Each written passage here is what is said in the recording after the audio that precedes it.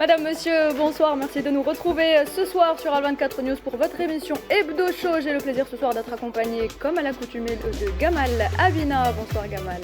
Badis Khnissa est également avec nous. Bonsoir Badis.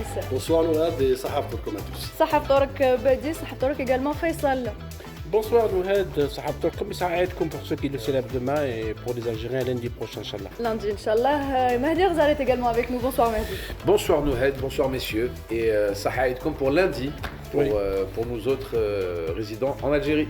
Au sommaire, ce soir, signature de la convention finale relative à la mise en œuvre du projet intégré de production de lait en poudre dans le sud du pays, l'un des plus grands projets agricoles d'une valeur de 3,5 milliards de dollars. L'APN installe une commission pour élaborer une loi sur la criminalité de la colonisation française en Algérie. Nous reviendrons également sur les déclarations faites par le cardinal Jean-Paul Vesco, archevêque d'Alger. Il dénonce les propos jusqu'au boutiste de certains responsables politiques français à l'égard de l'Algérie. Nous parlerons également coopération espagnole, Alger et Madrid qui renforcent leur partenariat dans différents domaines, notamment énergétiques. Alex Ballester, représentant des entreprises espagnoles en Algérie, sera notre invité. Et puis en dernière partie, Naïman Zekar nous rejoindra comme d'habitude pour parler cette fois-ci du match Algérie-Mozambique qui s'est donc joué au stade Hussein Ait Ahmed de Tizi Ouzou. Une leçon de solidarité et d'unité.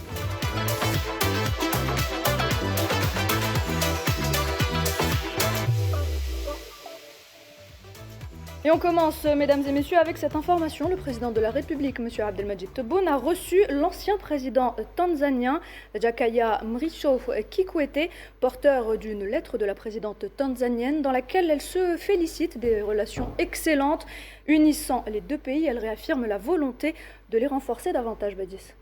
Tout à fait. D'ailleurs, c'est très révélateur puisque cela rentre dans le cadre justement des relations et la profondeur des relations notamment de l'Algérie sur le continent africain.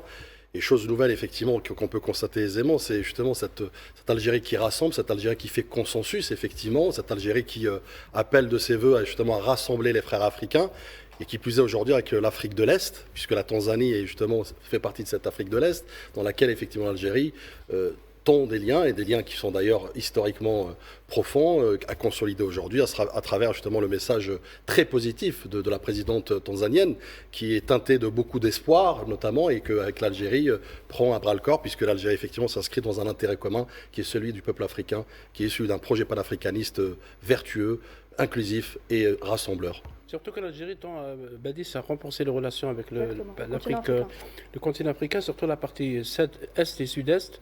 De bonnes relations avec le Kenya, avec l'Éthiopie. Le président Tebboune a visité Addis Abeba, la capitale de l'Éthiopie, au moins à 2 reprises pour les sommets africains. Il y a aussi des visites échangées entre les responsables des 2 pays. Il y a aussi un renforcement des relations avec un pays comme l'Ouganda, qui est donc dans la même région que la Tanzanie. Et puis avec la Tanzanie, il y a une ancienne relation de l'époque de Julius Nyerere, qui était l'ancien président et qui était l'un des dirigeants africains qui portait l'idée du panafricanisme et aussi de la libération, des mouvements de libération.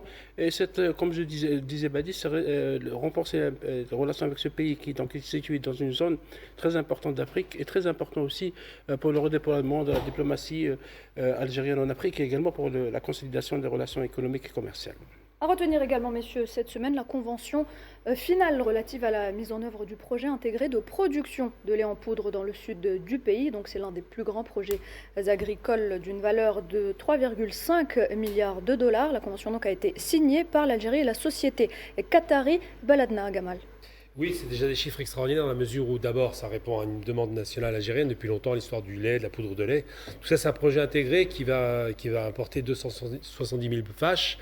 Surtout, le Qatar a su démontrer, c'est un modèle intéressant pour nous, que lorsqu'il y a eu une tension avec le Conseil de coopération, ils se sont retrouvés complètement démunis et que du jour au lendemain, ils ont créé cette fameuse société Baladna, qu'on a reçu d'ailleurs le directeur à la radio à l'époque, qui expliquait le processus de création de cette société pour pouvoir pallier à ses besoins extérieurs. Donc ils ont réussi à satisfaire le Qatar, bon c'est pas beaucoup d'habitants, c'est 200 000 habitants, et ce projet effectivement a été proposé aux Algériens, donc c'est un projet intégré, où on a effectivement la production de lait, la transformation de lait, et puis l'exploitation et l'exportation éventuellement. Donc le Qatar montre avec ce modèle économique une possibilité de devenir totalement indépendant par rapport à ces questions. Ça permet de réduire les factures des importations, qui sont quand même un vrai problème par rapport à l'Algérie, et surtout ça permet de pérenniser l'agro-industrie qui se met en place. Effectivement, c'est un projet important, comme disait Gamel. C'est un projet qui s'étale sur 117 000 hectares. C'est le plus grand projet de production de lait et d'élevage en Afrique. Il inclut, par exemple, au monde, avec des productions de fourrage, d'élevage de vaches et de production de lait et de viande, mais également aussi de poudre de lait. Parce que les Algériens, ou l'Algérie, est considérée comme l'un des plus grands consommateurs de poudre de lait au monde. Nous sommes les premiers au Maghreb avec 140 litres pour chaque habitant, presque 6 milliards de litres de lait par an. Donc nous avions besoin de cette usine importante qui aussi est un signe de l'excellente relation qu'il y a entre l'Algérie et le Qatar. C'est un investissement concret, 3,5 milliards de dollars. C'est situé dans le sud du pays, dans la région d'Adrar, dans le sud-ouest algérien, qui aussi a besoin de ce genre de projet. Et ce qui est important, c'est que cette production, une fois entrée, concrétisée, on couvre 50% de nos besoins nationaux, ce qui est pas mal.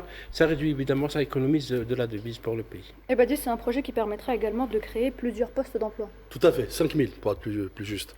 Mais effectivement, sur ce projet, moi je dirais, c'est le plus grand projet au monde, notamment de cette envergure. C'est un projet aussi dans lequel on peut utiliser tous les superlatifs, puisque les chiffres sont éloquents. On parle effectivement de 5 000 emplois créés, on parle de 117 000 hectares de surface, on parle effectivement de 260 000 vaches, puisqu'il y a une exploitation bovine, et donc qui va aussi répondre à l'approvisionnement en matière de viande rouge à terme. On parle effectivement de 1,7 milliard de litres produits par an, on parle de 200 000 tonnes de poudre de lait, ce qui est l'équivalent en fait de 50% de besoins, pour répondre en fait à la deuxième partie qui est les 50%, puisque l'Algérie aujourd'hui est satisfait, on va dire, 50% de sa production. Donc avec ces 50%, ça sera une autosuffisance, et ce qui revêt de ce projet un projet géostratégique pour justement renforcer la sécurité alimentaire en matière de lait. Mahdi, c'est un projet géostratégique, comme vient de le dire Badis. C'est un projet géostratégique. Moi, j'ai laissé à mes collègues s'exprimer sur des chiffres. Moi, je vais essayer de m'exprimer sur les liens exceptionnels qu'il y a entre les deux pays, entre le Qatar et l'Algérie. Depuis la présidence de Seyed Abdelmajid Tebboune, il a fait du Qatar un pilier, un partenaire privilégié. Nous savons très bien que le Cheikh Tamim et le président Abdelmajid Tebboune ont une amitié solide et fraternelle. Il y a eu plusieurs voyages et plusieurs correspondances entre les deux chefs d'État. Le Qatar est devenu un partenaire privilégié de l'Algérie, et l'Algérie, pour le Qatar, est un pilier de l'Afrique, si ce n'est le premier pilier de l'Afrique. Donc c'est de beaux horizons qui s'ouvrent à nous, et je pense que ce deal qui a été signé entre les deux pays continue à prouver justement l'entente stratégique entre ces deux mastodontes pétroliers et gaziers. Toujours sur l'agroalimentaire, messieurs, il y a cette nouvelle. Donc 5 entreprises algériennes qui ont participé cette semaine au salon de l'industrie agroalimentaire. C'était donc à Londres, ce qui a donc permis à l'Algérie de signer des accords d'1 milliard de dollars. Faisal, la présence de l'Algérie à ce salon a marqué un saut qualitatif qui a donc reflété la compétitivité des produits nationaux en renforçant leur présence sur le marché européen, mais aussi tous les marchés internationaux. Oui, absolument. L'Algérie était absente de cette foire importante, l'une des plus importantes au monde. Et les produits qui étaient présents, c'est des produits d'excellente qualité. On en a déjà parlé à plusieurs reprises dans Hebdo Show. Par exemple, les dattes, par exemple, les oranges, les mandarines, qui sont parmi les meilleurs aussi, on peut le dire. Les produits comme l'huile d'olive aussi, d'autres huiles. Il y a une demande, et la demande a été constatée sur place, parce que parmi l'entreprise qui était présente, c'est l'entreprise qui produit le Marjan. Oui. Marjan, un produit qui est un produit à succès, oui, c'est bon, c'est bon, qui a eu aussi des contrats très importants, puisque selon le ministre du Commerce extérieur, M. Boukhari, c'est presque 1 milliard de dollars, ce qui est pas mal, ce qui souligne l'importance déjà d'être présent dans ces programmes, parce que pendant très longtemps, l'Algérie a tourné le dos à ce genre d'événements commerciaux internationaux, en parlant des événements qui mettent en valeur le produit algérien, qui lui font la promotion, et qui lui permet de trouver des marchés. Cette présence à Londres est importante. Et donc, on a déjà un résultat. Il y a des perspectives possibles de partenariat et d'investissement avec plusieurs entreprises qui sont intéressées par ce produit algérien, de plus en plus demandé par le marché européen, malgré les entraves fiscales ou entraves douanières. Mais il y a cette présence, les normatifs qui le bloquent. Mais des produits comme la tomate, comme on voit à l'écran, une tomate d'excellente qualité qui est produite dans la région de Biskra. On voit l'entreprise qui le produit, la présence d'Asbahra. Comme certains produits qui sont sur le marché européen. Absolument, c'est des produits de très bonne qualité. C'est des produits bio avec un très bon goût, Mehdi. Et donc cette demande, ça veut dire que le marché est là. Il suffit vraiment de les accompagner. L'État algérien a pris plusieurs mesures pour consolider l'exportation, surtout vers le marché européen. Peut-être qu'il faut explorer le marché asiatique et africain. Et donc c'est une excellente nouvelle pour la production nationale. Mais tout ça résulte de la politique qui a été prônée dès le début par le président de la République et son gouvernement, c'est de s'ouvrir au monde et d'exporter. On était un pays d'importateurs, nous sommes en train de devenir un pays d'exportation. Et c'est ça toute la différence est là, c'est qu'au lieu d'utiliser le pognon qu'on a, excusez-moi le mot, le pognon qu'on a dans nos banques, et ben c'est bien des fois de vendre et c'est bien de produire pour l'étranger, de rentrer des devises dans notre pays. Oui. Voilà. Et c'est ça la puissance justement de notre nouveau modèle économique, c'est que nous produisons localement avec de la main-d'œuvre locale et que nous exportons vers le monde pour rentrer des devises étrangères. Avant, tout ça, on l'importait. Tous les produits, et moi je vous le dis, et je le signe dès demain, tous les produits que maintenant nous vendons en 2025 sur ce salon de Londres, il y a 10 ans, on les importait. Donc c'est ça. On était absent, Mehdi. Donc on était. Mais oui, mais c'est encore pire qu'être absent. Oui. C'est que ça nous coûtait énormément d'argent. Maintenant, on en gagne. Maintenant, déjà, ça ne nous coûte plus. Et qui plus est, on en gagne. Donc toute la différence est là. Et c'est la politique qui est prônée par le gouvernement algérien, et c'est ça le futur de l'économie algérienne. Nous ne sommes plus aussi dépendants des hydrocarbures comme quand on l'était il y a 10 ans ou 15 ans ou 20 ans. Donc l'ouverture, elle est là. L'ouverture, elle est quand nos exportateurs algériens se retrouveront dans des salons à Londres comme ici, et dans toutes les capitales occidentales, dans toutes les capitales asiatiques, dans toutes les capitales du continent américain, et nous devons continuer sur cette lancée. Ce n'est qu'un début. $1 milliard de commandes, ce n'est qu'un début. Il va y avoir bien plus et bien plus. Il y a plusieurs choses qui doivent être relevées. D'abord, Londres n'est plus en Europe, on le sait maintenant, c'est plus du tout une place forte, ce qui fait que la question de renégocier... Oui, mais il n'est plus en Europe en termes de communauté européenne. Le fait de renégocier avec l'Europe, c'est une chose, mais là, c'est une négociation directe avec Londres. Et c'est intéressant parce que Londres, c'est quoi? C'est d'abord, premier poste le plus important, la City, donc c'est vraiment le secteur du tertiaire et des affaires. Le second poste, c'est l'agro-industrie. Les gens ne se rendent pas compte, mais c'est un très gros poste. Et le fait de faire un partenariat avec les Anglais, c'est pas anodin, parce que les Anglais sont intéressés par le marché algérien, tout comme on peut être intéressé par le marché londonien, qui ne souffre pas d'un passé colonial. C'est important de le rappeler. Londres, c'est aussi surtout un modèle qui est intéressant dans la mesure où ils ont besoin aussi, ça paraît étrange, de se diversifier. Parce que l'agro-industrie passe devant l'aéronautique et devant l'automobile, c'est vous dire un peu le poids. Donc le fait d'être présent dans un salon aussi important, c'est être présent non seulement à Londres, mais c'est être présent dans les pays du Commonwealth. Donc là, on est sur autre chose, ça déborde. Donc je pense que c'est un espoir, mais moi j'ai envie de pousser encore le bouchon. L'Algérie ne doit pas être présente que dans ce genre de salon, elle doit être présente dans tous les salons mondiaux. C'est ça. Parce qu'on exporte, il faut bien le dire, Mehdi, on exporte des produits pour éviter de perdre de la devise et pour ramener de la devise et pour faire travailler le peuple algérien. Il est essentiel que les sociétés algériennes travaillent à plein régime à l'export, qu'on puisse diversifier à l'export. On est très diversifié au national, il faut exporter maintenant. Badis, on en a déjà parlé sur ce plateau, le Made in Algérie a le vent en poupe. Tout à fait. Et d'ailleurs, c'est l'illustration parfaite.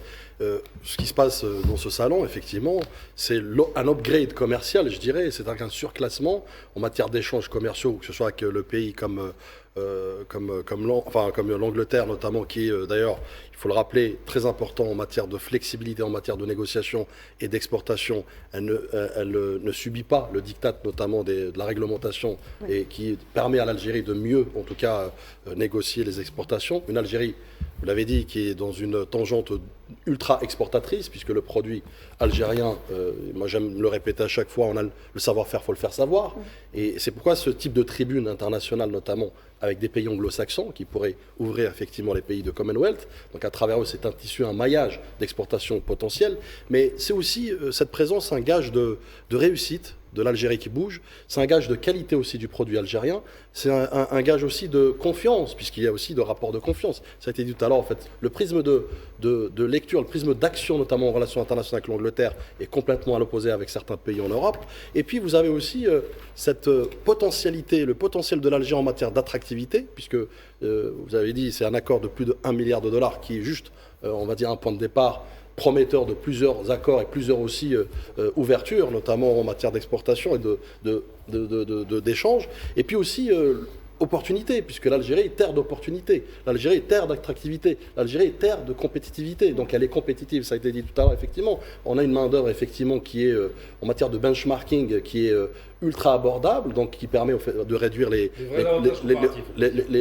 coûts de production, donc ce qui permet, effectivement, d'être compétitif avec même des pays, notamment, qui sont traditionnellement moins chers, comme l'Inde, comme la Turquie, comme d'autres pays. Et la localisation géographique fait de l'Algérie, justement, qui est aux portes de l'Europe, fait on va dire, des économies de coûts de transport qui sont exceptionnelles. Quand tu importes de la Chine ou quand tu importes des pays asiatiques alors que tu importes de l'Algérie, pour les Européens, c'est pas négligeable. C'est du simple au quadruple. Le prix du conteneur, c'est entre 1 à 3 fois, voire 1 à 4 fois le même prix. Et l'empreinte carbone qui est moins. Et l'empreinte carbone également. Donc on a tout un écosystème qui est en train d'être créé. Il y a un système qui est mis en place pour faciliter les exportateurs, pour faciliter l'obtention justement des démarches administratives pour les exportateurs. Le président de la République l'a dit à maintes reprises, il aidera personnellement toutes les personnes qui sont là pour exporter et pour montrer l'Algérie nouvelle à travers les étals de ces salons-là. Juste un chiffre, les échanges commerciaux entre l'Algérie et l'Angleterre, c'est 1,7 milliard. 1,7 milliard de dollars. En 2024, pardon. C'est plus de 1,4 milliard d'exportation de l'Algérie vers l'Angleterre. Oui. Dans 185 millions de dollars hors hydrocarbures. C'est pour vous dire qu'effectivement, il y a déjà des fondations. Il y a déjà en fait un levier qui permettrait demain d'apporter les relations en matière d'échange commercial à la hauteur du niveau des relations entre l'Algérie et l'Angleterre, qui sont des relations profondes. Et je pense qu'il y a un point également qu'il faut rappeler, messieurs, c'est le coût énergétique qui est bas également en Algérie. C'est quelque chose d'important qui intéresse notamment les investisseurs. Et pour aller dans ton sens également, il n'y a pas si longtemps de ça, il y a une quinzaine de jours, l'ambassadeur du Royaume-Uni était reçu par le président de la République, où il a insisté sur les liens de coopération économique, culturelle et sociale entre le Royaume-Uni et l'Algérie, et que l'Algérie était un grand pays sur lequel le Royaume-Uni comptait énormément pour les années à venir. Très bien, c'est noté. Un autre secteur économique à haute valeur ajoutée, messieurs, l'industrie énergétique, avec cette nouvelle vision sur la production de l'électricité avec une perspective d'exportation. Le président de la République a appelé cette semaine à adopter une vision intégrée basée donc sur le développement de l'investissement dans le domaine de l'énergie électrique et l'orientation de l'excédent vers l'exportation. Faisal, est-ce qu'on peut parler de vision stratégique qui permettra donc de renforcer la position énergétique de l'Algérie sur le bassin méditerranéen, sur le continent africain et même au-delà? Oui, même la position économique, c'est de l'Algérie, parce que Baptiste Mahdi et Gamal parlaient de la position, l'exportation du produit algérien qui se place de plus en plus, les échanges commerciaux avec plusieurs partenaires s'améliorent. Il y a aussi ce côté énergétique, parce qu'il y a 10 ans, il y avait des délestages en Algérie. On en parlait il y a déjà une émission. Il y a 10 ans, il y avait des coupures électriques dans certaines villes parce que. Il y a 8 ans. Il y a 8 ans. Peut-être 7 ans, oui, il m'a dit. Parce qu'il y avait des villes qui manquaient d'électricité. Et là, on a une surproduction. Ça veut dire qu'on est dans la capacité d'exporter.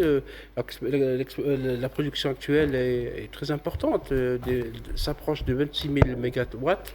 Ce qui est très important, qui fait de l'Algérie l'un des plus grands producteurs d'électricité en zone africaine. Et la vision est développée et évoquée par le président Abdelmajid Tebboune lors du Conseil des ministres, c'est justement d'exporter l'électricité vers des pays voisins, vers les pays africains. Déjà, il y a une exportation d'électricité avec la Tunisie depuis un peu longtemps.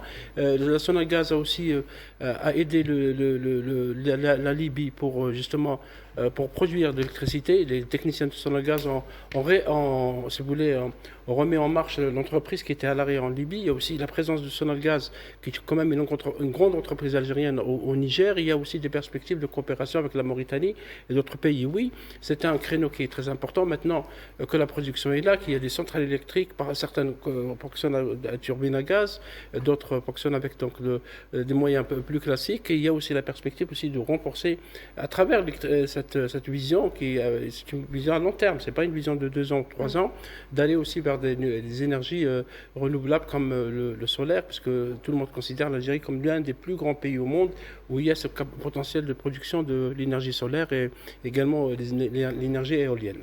Badis, Faisal vient d'évoquer donc le groupe Sonelgaz. Ce groupe est appelé aujourd'hui à jouer un rôle de leader au niveau régional et continental.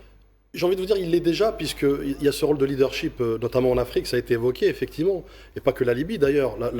Sonelgaz aujourd'hui s'exporte en Afrique, la Gambie, le Niger, vous avez le Sénégal également, vous avez le Cap-Vert, donc Guinée-Bissau, effectivement. Donc, et puis même, vous avez d'autres pays comme l'Italie, avec le corridor, notamment énergétique, à travers le câble sous-marin. Donc vous voyez bien qu'il y a une dynamique favorable, une dynamique aussi qui s'inscrit finalement dans les capacités, les potentialités de Sonelgaz aujourd'hui. Sonelgaz, c'est pas que des chiffres économiques, c'est aussi des personnes. Et d'ailleurs, le président de la République a remercié toute l'équipe de Sonelgaz en matière de compétences, d'expertise qui ont permis aujourd'hui qu'on arrive à je dirais, à ce niveau de maturité d'abord en matière d'expertise, mais aussi de couverture, puisque j'évoque quelques chiffres rapidement pour un peu contextualiser.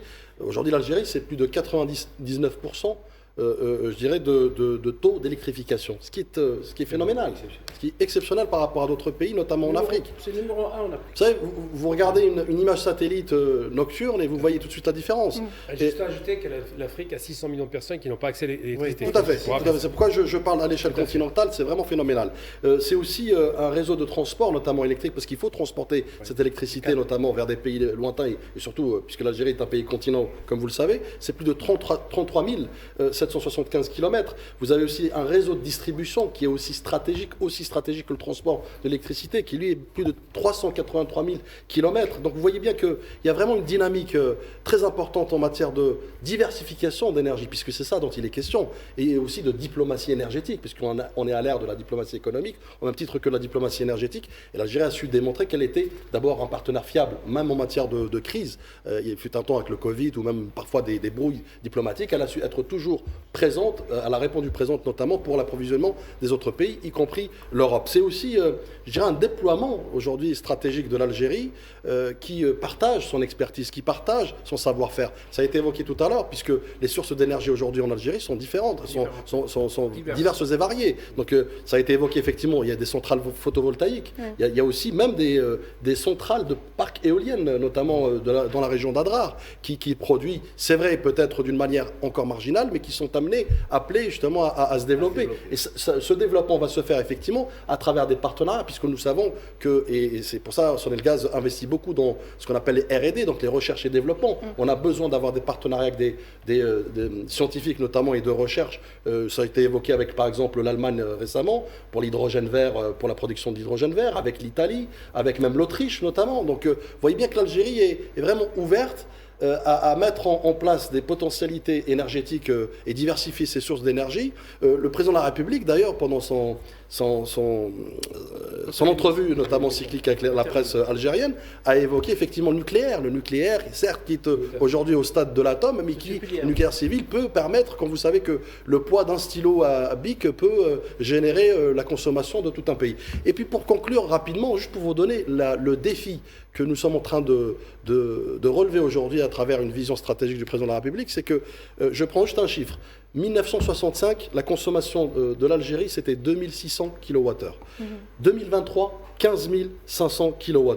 Donc plus 671% d'évolution relative, j'entends bien, évolution relative. Ce qui fait qu'aujourd'hui, c'est un secteur ultra stratégique, sans parler, et c'est ce qu'on a évoqué tout à l'heure, la transition énergétique, la décarbonation de l'industrie notamment, sachant que nous avons aussi une industrie dans une dynamique et une tangente ultra accélérée. Donc c'est des industries qui sont énergivores, dans lesquelles on a besoin effectivement de créer des alternatives en matière d'exploitation énergétique à travers l'électricité, l'hydrogène vert, le photovoltaïque, les parcs éoliennes, puisque nous avons un pays continent qui jouit non seulement du soleil et du vent. Donc, Alors, je voulais aller, si vous permettez, Gamal, une information parlait dans votre sens, c'est que les nouvelles centrales de production électrique en Algérie sont équipées par des turbines à gaz et à vapeur fabriquées en Algérie. Dans l'usine de General Electric Algeria Turbine à Géat, implantée dans la région de Ain Yagout, dans la wilaya de Batna. Donc cette entreprise, qui est donc à 51% Sonal Gaz et 49% General Electric, est en train de produire non seulement localement, mais elle commence déjà à exporter, notamment vers le Moyen-Orient. Ça veut dire qu'il y a une amélioration de la production des équipements. Pour conclure, la stratégie aujourd'hui du président de la République en matière de diversification énergétique et surtout l'électrique, c'est aussi surtout d'approvisionner une énergie abordable, sûre et surtout durable. C'est ça qui est important aujourd'hui. Gamal, on sait qu'aujourd'hui que l'industrie européenne souffre d'un stress énergétique. Est-ce que l'Europe aujourd'hui peut se tourner justement vers l'Algérie pour lui venir en aide? Alors le stress, il est provoqué par la crise ukrainienne, évidemment, parce qu'il était au départ, là on rentre dans la grande politique, mais bref, on va sanctionner les Russes. Oui. Donc il y a deux grandes sources d'approvisionnement pour l'Europe, par l'Allemagne, pour le gaz en particulier, dont une d'ailleurs qui a subi un attentat terroriste, on peut l'appeler comme ça.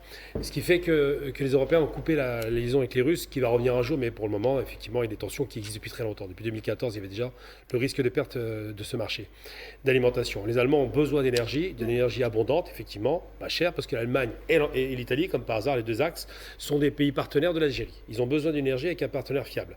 Moi, j'ai envie de dire un truc simplement par rapport à ça. Effectivement, des pays qui ont beaucoup d'industrie, et l'Algérie commence à avoir une croissance en termes de création d'industrie et de richesse, ont besoin de beaucoup d'énergie, parce que le monde est énergie.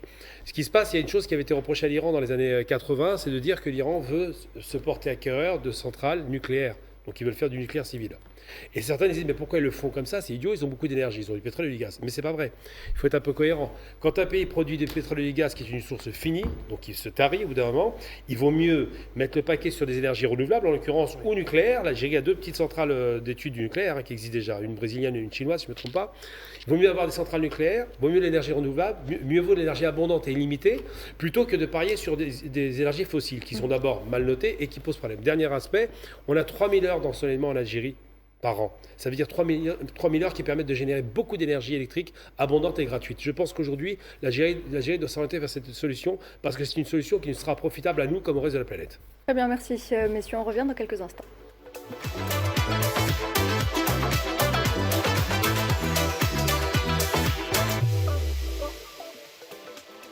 Mesdames et messieurs, bienvenue à vous. Si vous venez de nous rejoindre, vous êtes donc sur Al24 News et vous regardez Hebdo Show. Nous allons parler à présent, si vous le voulez bien, du partenariat entre l'Algérie et l'Espagne. Nous avons le plaisir d'accueillir ce soir pour en parler Monsieur Alex Ballester. Bonsoir.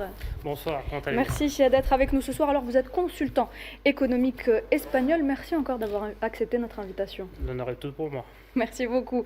Alors messieurs, après, Mahdi, je me tourne vers vous. Après la brouille et les tensions qu'il y a eu entre Alger et Madrid en 2022, la page se tourne aujourd'hui et les deux pays souhaitent consolider davantage leur coopération. On va parler un petit peu de diplomatie avant de passer à l'économie. Écoutez, maintenant c'est une nouvelle page qui s'est tournée, enfin une page qui s'est tournée entre les petites brouilles qu'il y a eu entre Alger et Madrid, et maintenant c'est un nouvel horizon qui s'ouvre avec des ambitions économiques, politiques et culturelles qui sont exceptionnelles entre l'Algérie et l'Espagne. L'Espagne n'a jamais fait d'offense à l'Algérie pendant cette petite brouille. L'Algérie n'a jamais fait d'offense à l'Espagne également. Ça a été une relation, on va dire, cordiale malgré les petites anicroches qu'il y a eu. Et là, ça reprend de plus belle avec des visites qui sont bientôt mise en exergue, avec une relation économique qui est très sympa, qui va se prononcer, qui va avoir lieu dans les prochains mois, et surtout une relation sécuritaire entre deux grands pays du bassin méditerranéen. Là, nous voyons derrière l'écran le ministre de l'Intérieur espagnol avec son homologue Brahim Mered, ministre de l'Intérieur algérien, avec le chef de la police Ali Badawi également, où l'Espagne et l'Algérie sont deux partenaires stratégiques sur la sécurité du bassin méditerranéen et du Sahel. Donc voilà, c'est une entente cordiale et il y a une bonne augure pour le futur entre ces deux mastodontes du bassin méditerranéen. Très bien. Alors, Monsieur Ballester, l'Algérie est aujourd'hui un partenaire stratégique pour l'Espagne, notamment dans la conjoncture actuelle, que ce soit à tous les niveaux. Bah oui, ça c'est clair. Il y a une très grande relation historique entre l'Algérie et l'Espagne, depuis ça fait beaucoup d'années. Et c'était un peu dommage de petits lapsus qu'il y a eu temporaires. Pendant 1 an et demi à peu près, ça a duré 1 an et demi. Deux ans. 2 ans. 2 ans et 3 mois. Mais les ponts n'ont jamais été coupés et ni la communication n'a jamais été coupée. Effectivement, malgré ça n'a jamais été coupé. Officiellement, il n'y a jamais eu de blocage non plus, il faut le dire aussi. Simplement, ça a été à un niveau beaucoup plus bas en dehors des gouvernements. Ça a été surtout à cause des blocages pour les domiciliations bancaires des banques. C'est ce qui a tout stoppé. Et bien sûr, ça a créé un certain conflit avec les sociétés, et pas non seulement avec le gouvernement, mais surtout avec les sociétés, que maintenant on essaie de redémarrer à nouveau les relations commerciales entre l'Espagne et l'Algérie, et on voit qu'on a du mal à redémarrer parce qu'il y a quand même une petite crainte de la part des... Qui sera dépassée sûrement. Je me permets juste, les craintes sont des deux côtés. Parce que c'est une nouvelle aventure qui commence, mais il y a de belles choses qui sont en train d'être faites entre les deux gouvernements, entre les deux acteurs économiques, et je pense que la petite brouille ne va pas affecter, loin de là, les accords et les échanges qu'il y a entre ces deux grands pays. Et la preuve étant, encore une fois derrière vous, l'image de quelque chose qui est important, le domaine et le volet sécuritaire. Là, vous voyez le domaine des affaires étrangères et de la diplomatie entre notre ministre des Affaires étrangères, Si Ahmed Attaf, avec son homologue espagnol, lors du G20 en Afrique du Sud qu'il y a eu. Donc on voit comme quoi il y a une volonté politique bilatérale d'avancer et de faire abstraction des petites querelles qu'il y a eu, qui n'ont pas été bien loin. Non, je suis tout à fait d'accord, excusez-moi. Je suis tout à fait d'accord avec vous. Je ne parlais pas d'une crainte politique, c'est surtout une crainte commerciale, économique. Oui. La politique génère toujours et aide justement toujours le domaine et le volet économique. Et la politique aide aussi à régler le problème. Oui, bien sûr. Non, ce que je veux vous dire, c'est qu'il y a beaucoup de sociétés espagnoles qui veulent revenir en Algérie. C'est clair, ça on en a tout de suite. Même une volonté algérienne aussi de reconquérir le marché espagnol. Et d'ailleurs, il y a plusieurs hommes d'affaires qui sont venus à Alger récemment. Effectivement. Comment ça s'est passé justement? Comment ça s'est passé lors de leur retour ici? Assez bien, ils ont été bien reçus. Il faut dire, ils sont venus quand même accompagnés avec plusieurs chambres de commerce, avec la nouvelle cercle de commerce hispano-algérienne qui vient récemment d'être créée pour rouvrir les relations bilatéraux. Et non, ils ont été bien reçus et je pense qu'il va y avoir d'autres délégations qui vont venir dans les prochains mois. J'ai entendu parler de beaucoup de projets bilatéraux entre les deux pays sur le domaine, sur le volet économique pour l'année 2025 et 2026. Est-ce que vous pouvez nous en dire un peu plus? Toujours en restant dans la discrétion qui vous oblige, bien évidemment. Oui, bien sûr. Alors, lui, il n'est pas diplomate. Oui, il fait partie quand même de la nomenclature des chefs d'entreprise espagnols, donc il est obligé de préserver certains noms, ce qui est normal. Voilà, c'est normal.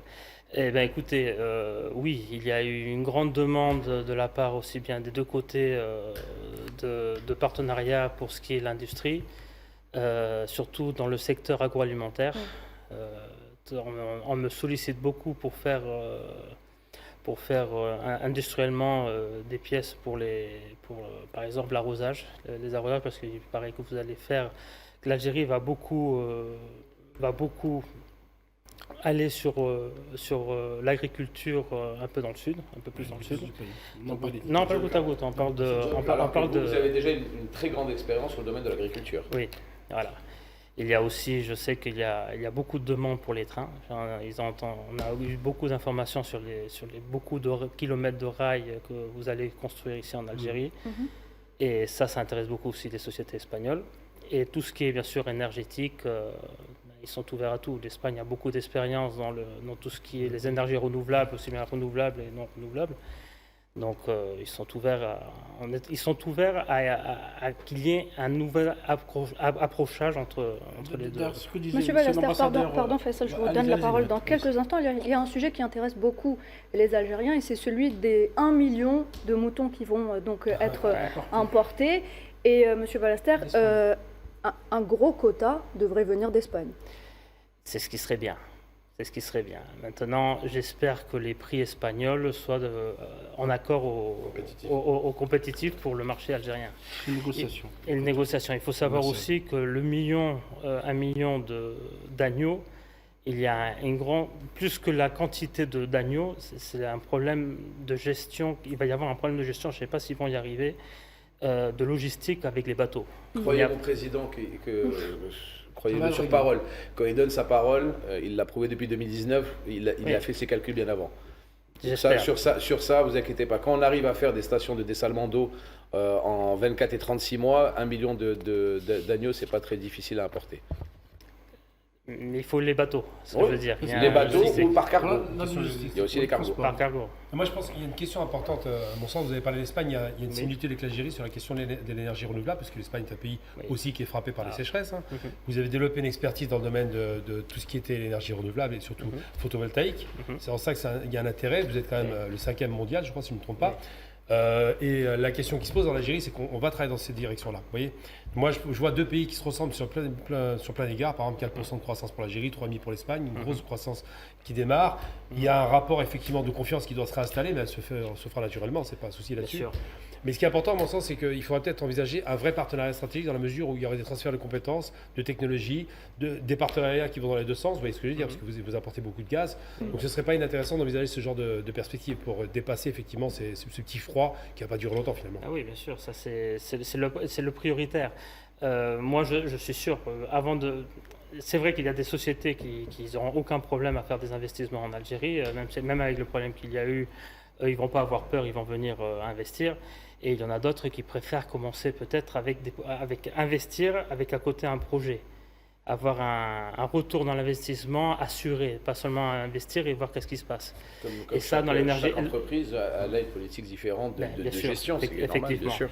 Et dans l'énergie et dans les énergies renouvelables, je pense que c'est une stratégie qui peut être prise un secteur prometteur. C'est un secteur prometteur et on peut un peu faire comme ça a été fait dans les stations de dessalement. Il y a 20 ans, que les stations de dessalement, pratiquement, c'est des sociétés espagnoles qui sont venues le faire et c'était dans le cadre d'un investissement. Il y avait l'investissement, il y avait le retour assuré de l'investissement par le gouvernement algérien et par son ATRAC. Et ils sont allés en avant. Là, pour les énergies renouvelables, je suis sûr qu'on peut trouver une formule s'il y a un accord entre les deux pays pour... Surtout si vous avez l'intention ensuite d'exporter même l'énergie. Oui, ça a été, on l'a évoqué tout à l'heure. Il y a combien d'entreprises espagnoles qui travaillent en Algérie actuellement? Eh bien, actuellement, il y en a beaucoup moins qu'il y a 3 ans. Mais ça va reprendre, Et qu'en est-il? Parce qu'on m'a dit tout à l'heure parler de la possibilité aussi aux entreprises algériennes d'investir et de vendre aussi sur le marché espagnol. Est-ce qu'il y a des facilités? Est-ce qu'il n'y a pas des blocages? Parce qu'ailleurs, on a constaté que malgré l'existence d'un accord d'association qui va être révisé et renégocié en cause de ça, il y a parfois des entraves. Est-ce qu'il est passé par une entreprise algérienne, et on l'a vu qu'ils étaient présents à la foire de Londres de l'agroalimentaire, de vendre et d'investir sur le marché espagnol? Il y a possibilité, du fait, je suis en train de regarder dans ce secteur-là, dans ce domaine-là. C'est vrai qu'il y a certains produits qui ont un certain blocage, mais pas du niveau espagnol, mais à niveau européen. Oui. D'accord, comme par exemple les panneaux solaires. Il y a un taux de douane très fort pour entrer dans l'Union européenne, tout ce qui n'est pas... Et ça, l'Espagne ne peut rien faire. C'est pour protéger le marché européen. C'est pour protéger le marché européen. L'Espagne, ils sont ouverts à tout ce qui leur permet, l'Union européenne, d'importer. Si c'est possible de le faire en Algérie et l'importer en Espagne, ils le feront. Et vice-versa. L'Algérie, c'est quand même une porte ouverte vers l'Afrique. Oui. Toute industrie que l'Espagne peut faire ici en Algérie, ils savent qu'ils ont une porte ouverte. En fait, c'est un marché ouvert. Et quels seraient les produits que l'Espagne qui intéresseraient l'Espagne, produits algériens agroalimentaires ou industriels? Alors, actuellement, l'agriculture déjà, l'agriculture, l'énergie, et on me demande beaucoup de poissons. Ah, poisson algérien. On me demande du poisson algérien. On ne mange pas une pâte à tartiner par hasard? Non, mais du poisson, je sais qu'ils sont en train de me demander parce qu'on est un grand consommateur de poissons. On dit même que Madrid, c'est un des plus grands ports de l'Europe, oui. Parce qu'il y a un grand marché là-bas et le poisson, j'ai beaucoup de demandes de poissons. Et pour les dates? Alors les dates, c'est compliqué. J'ai essayé de voir pour importer des dates de l'Algérie vers... Il y en a, on exporte déjà de l'Algérie vers l'Espagne. Mais c'est compliqué, ils ne sont pas très amateurs de dette. Les Espagnols. Les Espagnols ne sont pas très amateurs de dette. Oui, c'est une culture. Voilà. Badis, vous avez une question? Non, enfin, une question. Avant la question, moi je pense que depuis novembre 2024, depuis la reprise justement des relations diplomatiques, on constate quand même une accélération, notamment des échanges et surtout les missions des entreprises espagnoles sur le territoire algérien. Janvier, plus de 15 entreprises espagnoles. Du 27 au 30 avril, si je ne m'abuse, il y a eu aussi une délégation. Elle est organisée par la Chambre de commerce de Saragosse.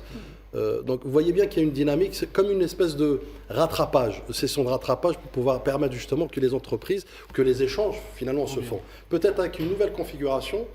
On a évoqué tout à l'heure la diversification des partenariats, notamment avec l'Algérie aujourd'hui, qui n'a de greffe avec personne et qui finalement travaille avec tout le monde, y compris l'Espagne, qui est un mastodonte, puisque les deux pays sont membres justement de l'Union pour la Méditerranée, donc deux pays du bassin méditerranéen qui sont appelés à travailler, à renforcer et consolider leurs relations, ne serait-ce que sur l'aspect géographique, mais aussi sur l'aspect de l'histoire de leurs relations bilatérales.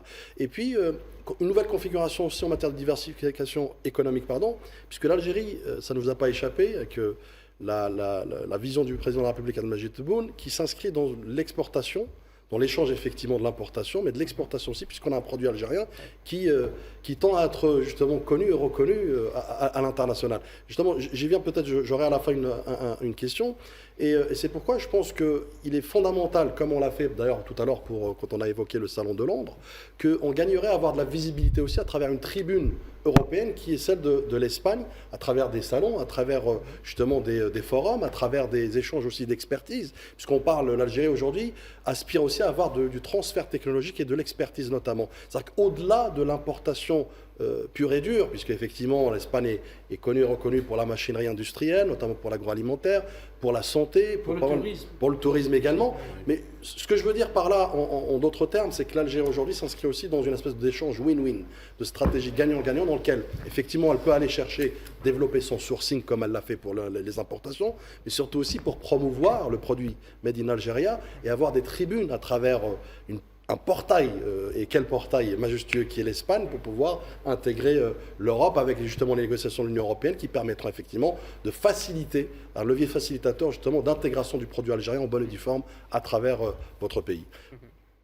Après, juste la question rapidement, c'est que justement quel bilan vous faites à ce jour, même si c'est depuis novembre 2024, c'est hier, on voit bien qu'il y a une dynamique très positive, très constructive, puisque aussi, comme ça a été évoqué tout à l'heure par Mehdi, il y a cette relation qui était infaillible et qui s'est prémunie notamment justement malgré la brouille, puisque l'Algérie aussi, de son côté, a permis l'approvisionnement en gaz malgré les divergences, malgré l'adversité, mais elle a su être justement ce partenaire fiable effectivement du bassin méditerranéen pour pouvoir permettre de donner le là, puis surtout aussi donner le cap pour travailler ensemble dans un respect mutuel, mais surtout aussi dans des perspectives d'avenir dans lesquelles tout le monde s'y retrouverait. Oui. Alors, avant tout, oui, je dois remercier l'Algérie. L'Algérie a toujours été un partenaire très fiable avec l'Espagne. Vous nous avez traités toujours très bien, depuis les années 70. Il y a eu une très bonne relation, 70-80, incroyable. Ce qui s'est passé là dernièrement, même avec le problème qu'il y a eu, vous avez continué effectivement, vous avez respecté vos engagements. Tous les projets qui étaient déjà en marche, les paiements, les domiciliations bancaires n'ont pas été bloquées. Tous les sociétés qui avaient des investissements, ils ont pu rapatrier leurs dividendes, ils ont pu, avec un peu de mal, il faut le dire, mais ils ont pu le faire, parce qu'à fin de compte, c'est en bas qui bloquait, coup de téléphone en haut en disant mais qu'est-ce qui se passe, pourquoi je ne peux pas importer, pourquoi je ne peux pas exporter mes dividendes.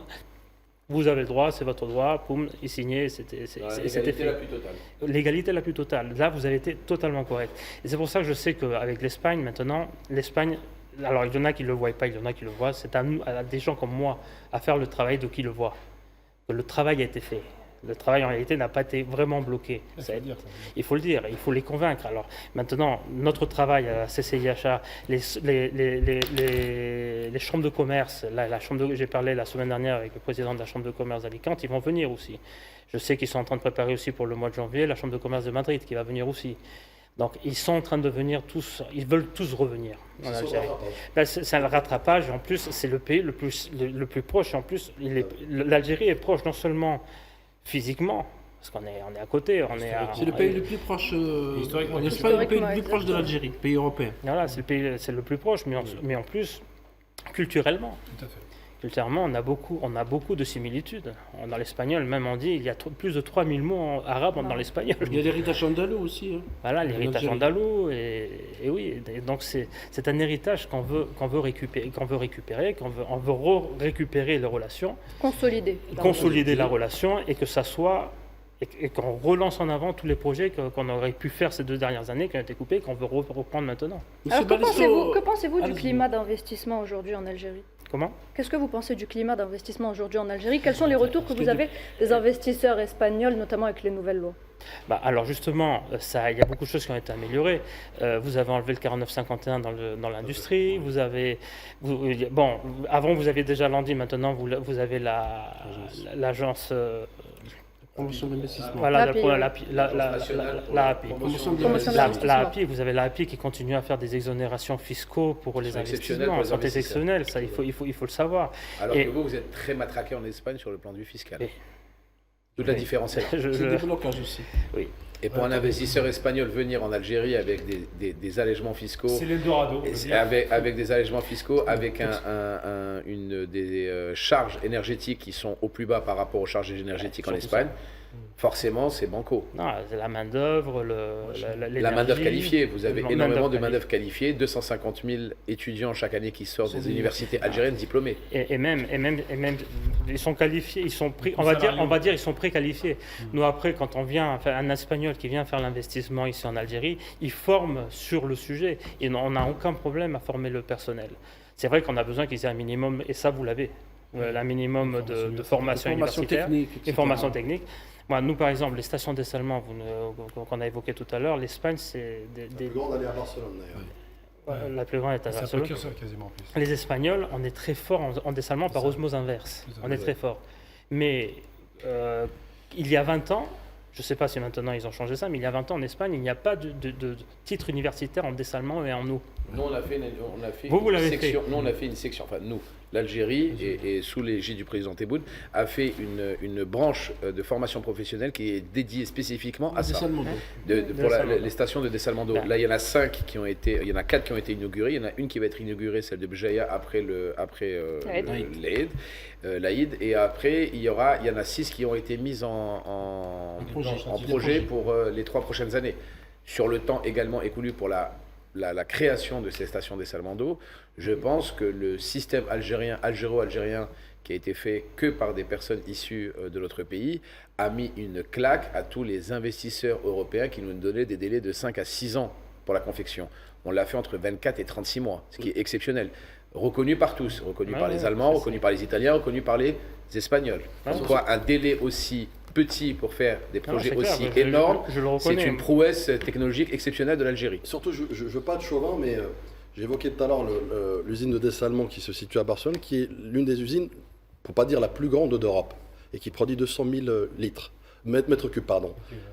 Nous, la série des 300 000, c'est 300 000 jours. On va dire. 300 000 on a standardisé le volume. On fait 1 500 000 mètres cubes par jour sur les 5 stations de dessalement qui ont été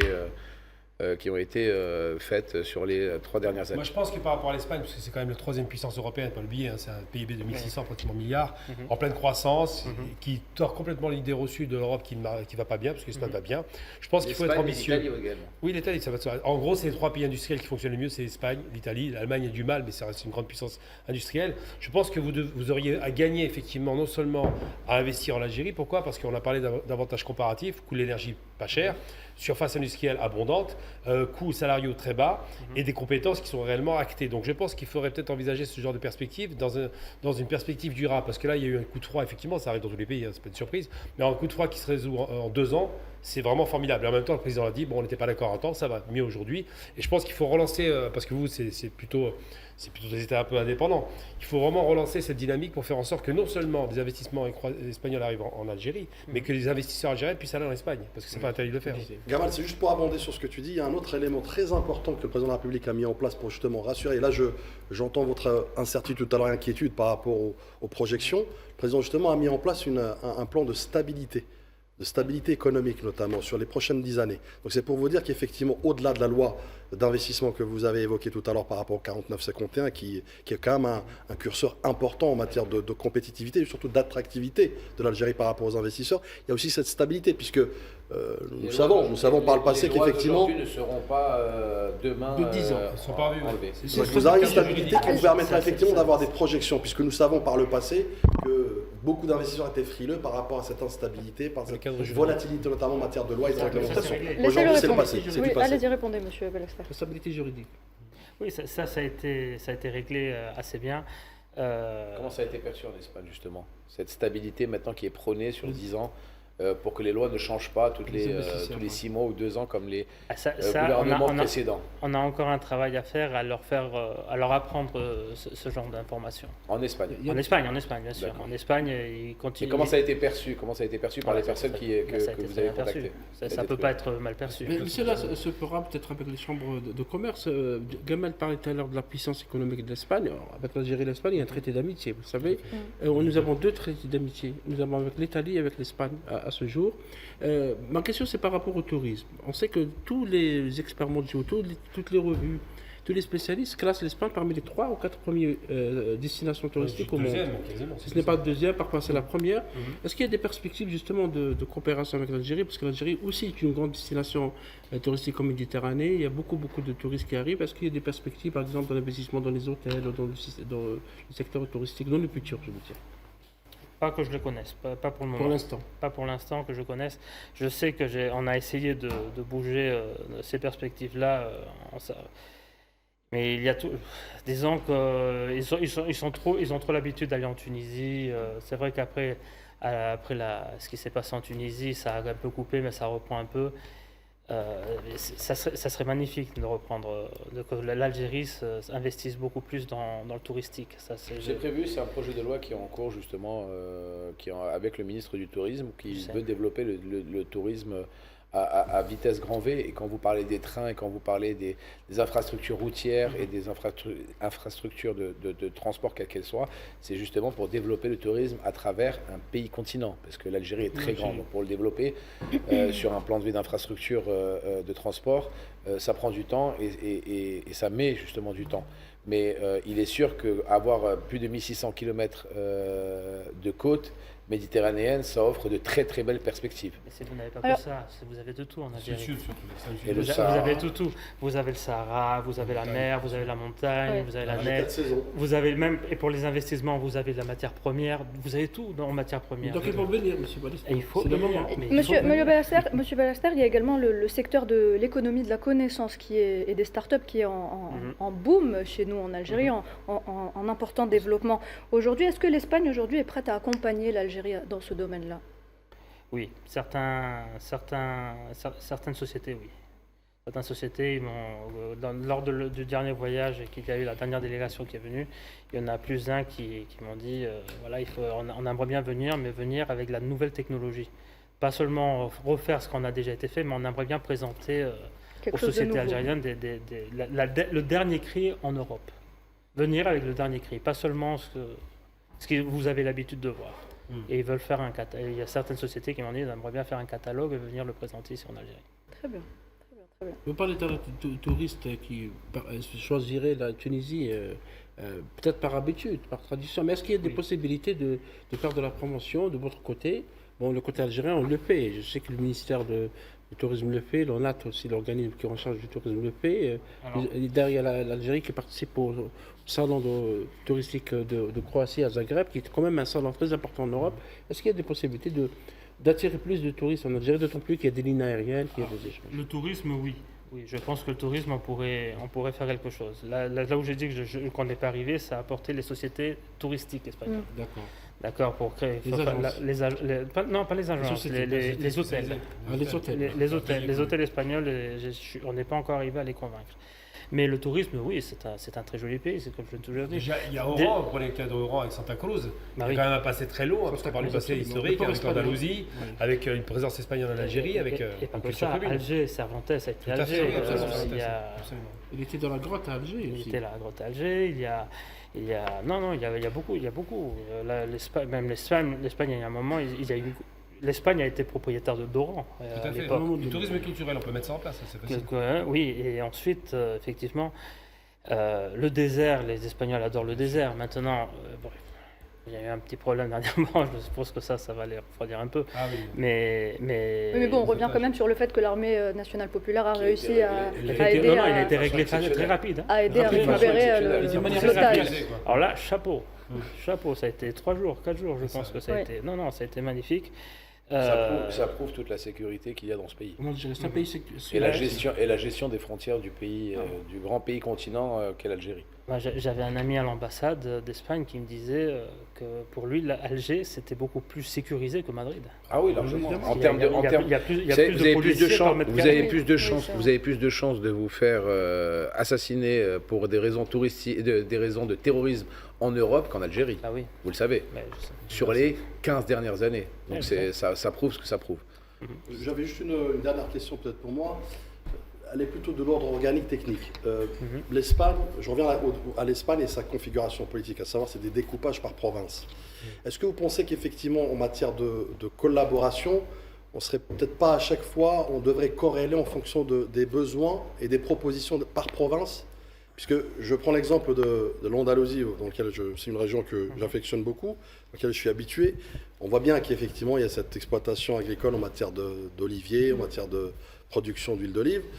D'autres régions, quand vous allez plus vers le nord, donc c'est d'autres aspects économiques. Donc est-ce que vous pensez que justement cet agrégat de découpage de provinces pourrait permettre effectivement d'amplifier davantage les partenariats en matière de transfert de savoir-faire, en matière aussi, pourquoi pas, d'exposition du produit algérien en fonction des besoins de chaque province? Vous parlez des provinces espagnoles ou... Tout à fait. Des provinces espagnoles. Tout à fait.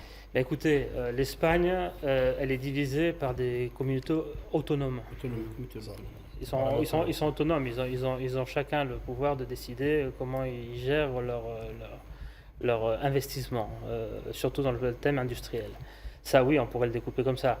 Moi, sur cette affaire-là, pour les investissements entre l'Algérie et l'Espagne, et aller par secteur ou non secteur, moi, je comprends très bien et je félicite le gouvernement algérien quand il décide de vouloir favoriser ce qui est la production algérienne. D'accord, ça je le félicite, c'est ce que tout le monde devrait faire en réalité. Même l'Espagne devrait le faire, mais si tout le monde le fait, à la fin, on va pas faire de business. Non, mais je pense que oui, on pourrait, par secteur. Les chambres de commerce, elles vont venir ici par secteur, par exemple. Chaque communauté européenne, ils vont venir avec leur délégation. Pour le moment, il y a déjà eu celle de Barcelone, il y a celle d'Alicante qui est en train de la préparer, celle de Saragosse à Madrid, Saragosse, il y a aussi... ils vont tous venir petit à petit et chacun va lutter pour le sien. Et il faudrait peut-être également rappeler les liens culturels et historiques qui lient nos deux pays. Monsieur Vellaster, des liens qui peuvent aider le partenariat économique entre donc, Alger et Madrid. Ah oui. Il a parlé de l'héritage andalou tout à l'heure, de Cervantes, etc. De port espagnol à Oran aussi, qui peut être une destination touristique pour les Espagnols, n'est-ce pas? Oui. Non, et aussi il faut savoir qu'il y a eu pendant la guerre d'Algérie, pendant les années 40, il y a beaucoup d'Espagnols, et pendant les années 30, il y a beaucoup d'Espagnols qui sont venus se réfugier ici en Europe. Des républicains espagnols. Il y a beaucoup de républicains, donc il y a beaucoup d'Espagnols qui sont restés ici à vivre, qui ont eu des enfants, ils ont fait leur famille, et ils sont restés. Et même après, ils ont même lutté pendant la guerre d'Algérie. Qui était réputé d'ailleurs pour travailler dans le textile, notamment à Rome. Textile, oui. Très bien. Merci Monsieur Alex Vellaster, merci d'avoir été avec nous ce soir, d'avoir accepté notre invitation. Je rappelle que vous êtes consultant économique espagnol. Merci beaucoup. Merci à vous. Merci. Mesdames et messieurs, on revient dans quelques instants.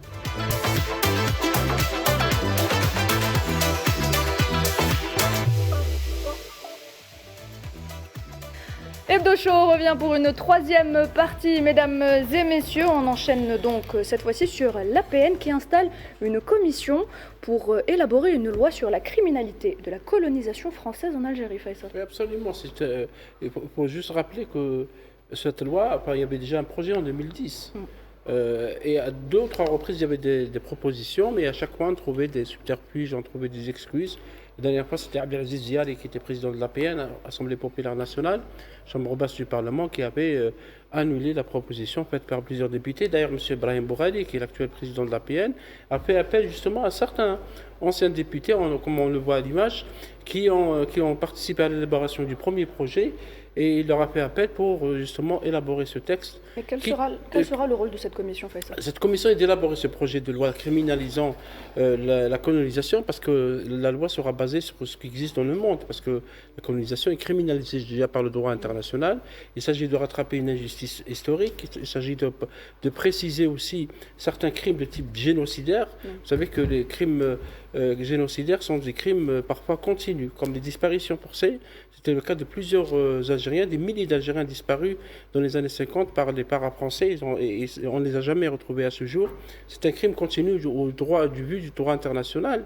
Et il y a aussi la nécessité d'évoquer les réparations. Vous savez, nous, et les téléspectateurs le savent, l'Algérie réclame à ce jour le nettoyage des sites contaminés par les essais atomiques. Comme ces essais ont été commis sous un régime colonial, donc ça peut relever d'un crime.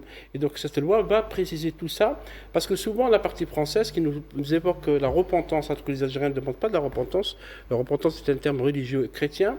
Les Algériens demandent d'abord à l'ancienne puissance coloniale de reconnaître ces crimes. Et quand nous aurons une base juridique solide, parce que cette loi doit être solide, ça sera possible aussi d'aller vers des réparations qui deviendront de l'obligation du droit international par rapport à l'ancien colonisateur. Et je pense que cette loi intervient au bon moment, au moment où une grande partie de la classe politique française, notamment extrême droite et droite dure, continue à renier les crimes coloniaux, continue à ne pas reconnaître ce qui s'est passé pendant 132 ans, parce que l'occupation française n'a pas duré 7 ans, contrairement à l'idée répandue, mais bien 132 ans, il y a eu beaucoup de crimes, d'enfumades, d'agressions, d'ouradours sur glane par dizaines en Algérie. Et donc, je pense que ce texte intervient au bon moment, justement, pour continuer à réclamer ces réparations et dépasser cette injustice qui a trop duré. Mahdi, on peut parler de réponse à ceux qui glorifient les effets de la colonisation aujourd'hui ? Bien sûr, aux anciens de l'OAS et aux anciens les nostalgiques de l'Algérie française qui glorifient ce trouble passé, ce passé honteux. Ils n'arrivent pas à comprendre et à avaler que l'Algérie n'est plus française et ne sera plus jamais française, ce qui est dommage pour eux. La seule chose que moi je peux lire dans ce texte, et la fierté justement du texte, c'est que l'Algérie ne demande pas de dédommagement. L'Algérie n'est pas là pour quémander de l'argent. L'Algérie veut juste réparation des choses qui ont été faites par l'armée coloniale, pas plus. Elle ne demande pas d'être rétribuée, elle ne demande pas d'acheter le silence, elle ne demande pas d'acheter la honte qui a été faite sur les terres algériennes. Elle demande juste de réparer et de donner où sont enfouis les anciens prémices des déchets nucléaires. Des déchets nucléaires, tout simplement. Donc c'est tout à l'honneur de l'Algérie. Et tant que ce sujet ne sera pas traité de façon respectueuse et de façon, on va dire, de bonne entente entre les deux pays, ça n'avancera pas. On ne demande rien d'autre que de savoir où sont enfouis ces déchets nucléaires, où sont les cartes qui ont été mises en secret défense sur l'ancienne armée coloniale, et justement de pouvoir traiter ce sujet à la racine et de pouvoir définitivement clore ce sujet. Ça fait plus de 60 ans qu'on réclame la même chose. Il est temps d'avancer et il est temps de tourner la page justement de ces affreux essais nucléaires qui ont eu lieu et qui ont causé énormément de dégâts dans la population et dans le désert algérien. Donc voilà, il n'y a rien de plus. Encore une fois, nous ne sommes pas là pour faire des grands procès à coups de milliards et de milliards de dollars. Ce n'est pas ça qui nous intéresse. Il y a aussi un problème avec les mines qui ont été placées un peu partout en Algérie, où à l'époque l'armée du RSS nous avait aidés juste après l'indépendance, post-indépendance, pour déminer une partie des mines. Mais il y a encore énormément de mines qui sont enfouies parce que nous n'avons pas la localisation de ces mines-là, malgré tout le travail qui a été fait pendant des dizaines d'années. Donc voilà, ce n'est pas quelque chose qui est anodin qu'on demande ça, c'est quelque chose qui est normal. Si on veut tourner la page, justement, la triste page de ce qui s'est passé, il faut l'affronter, il faut la régler entre personnes de bonne intelligence. Mais qu'est-ce qu'on répond aujourd'hui à ceux qui qualifient la question du colonialisme de rente mémorielle ? Écoutez, je qualifierais que c'est un déni lamentable justement du devoir de mémoire. Parce que le devoir de mémoire ne doit pas obéir à une certaine sélectivité. Le devoir de mémoire, il n'y a pas de bon devoir de mémoire et un mauvais. Quand je reprends la déclaration de Emmanuel Macron au mois d'octobre 2024 à Rabat, où il disait qu'effectivement le Maroc est un bon exemple du devoir de mémoire. Il n'y a pas de bon exemple, il n'y a que des mauvais exemples quand on parle de projet de colonisation. Parce qu'un projet de colonisation, c'est quoi? C'est supprimer une identité, c'est exterminer une population, c'est anéantir... Le Maroc était un protectorat, l'Algérie était une colonisation du peuple maroc. Non, mais il n'y a pas d'analogie à faire, c'est pour ça que je prends ces mots-là pour dire effectivement que l'Algérie obéit elle a souffert des affres, notamment d'un génocide. Et d'ailleurs, je reviens un peu sur cette commission, effectivement. Vous savez, il y a une symbolique, puisque l'annonce de l'examen de ce projet s'est faite le 13 février 2025. C'est la date anniversaire des explosions nucléaires. C'est pour dire qu'effectivement, il y a une volonté d'abord politique, il y a aussi une volonté populaire, puisque c'est des attentes notamment du peuple, de ce descendant de ces victimes, justement, de ces martyrs, de cette guerre fratricide que l'Algérie a fait l'objet pendant 132 ans. Et puis, c'est aussi un projet... tu l'as évoqué tout à l'heure, effectivement, Faisal, qui date d'un peu avant 2005, où effectivement il y avait cette loi en réponse à la loi française qui glorifiait le colonialisme avec les bienfaits. Tant qu'on aura des personnes de l'autre côté de la Méditerranée qui glorifieront ça, il n'y aura pas d'avancée. Tant qu'on aura des personnes qui ont un poids politique pour dire que la colonisation est un bienfait de l'humanité, c'est une contre-vérité absolue, c'est d'une débilité absolue, et elle a été prouvée à maintes et maintes reprises, Badis. Et c'est ça la honte justement de certains politiques de l'Hexagone, c'est qu'ils ne reviennent pas, ils ne se posent pas la question de tout ce qu'a pu engendrer comme crime la colonisation. Pour eux, la colonisation, c'est on a construit des routes, on a construit des immeubles. Bien au contraire, l'Algérie, ça a été prouvé à des maintes reprises, l'Algérie était déjà, avant même la colonisation, déjà un carrefour du bassin méditerranéen sur le domaine commercial, sur le domaine culturel. L'alphabétisation était déjà très ancrée en 1830. Et ceux qui sont en train de se pavaner sur les plateaux de télévision en disant comme quoi c'est les bienfaits de la colonisation ne sont que des menteurs. Ce sont des menteurs. Rien de plus que des menteurs. Ils cachent la vérité, ils cachent la réalité. Et quand un journaliste français, Jean-Michel Apathy, a été attaqué sur tous les plateaux de télévision de l'Hexagone, parce qu'il a attaqué, il a dit une réalité, que des Oradour-sur-Glane, il y en a eu des centaines, des dizaines et des centaines en Algérie, c'est une vérité que certains veulent cacher. Veulent cacher. Pour qui? Pourquoi? Pour quel agenda politique?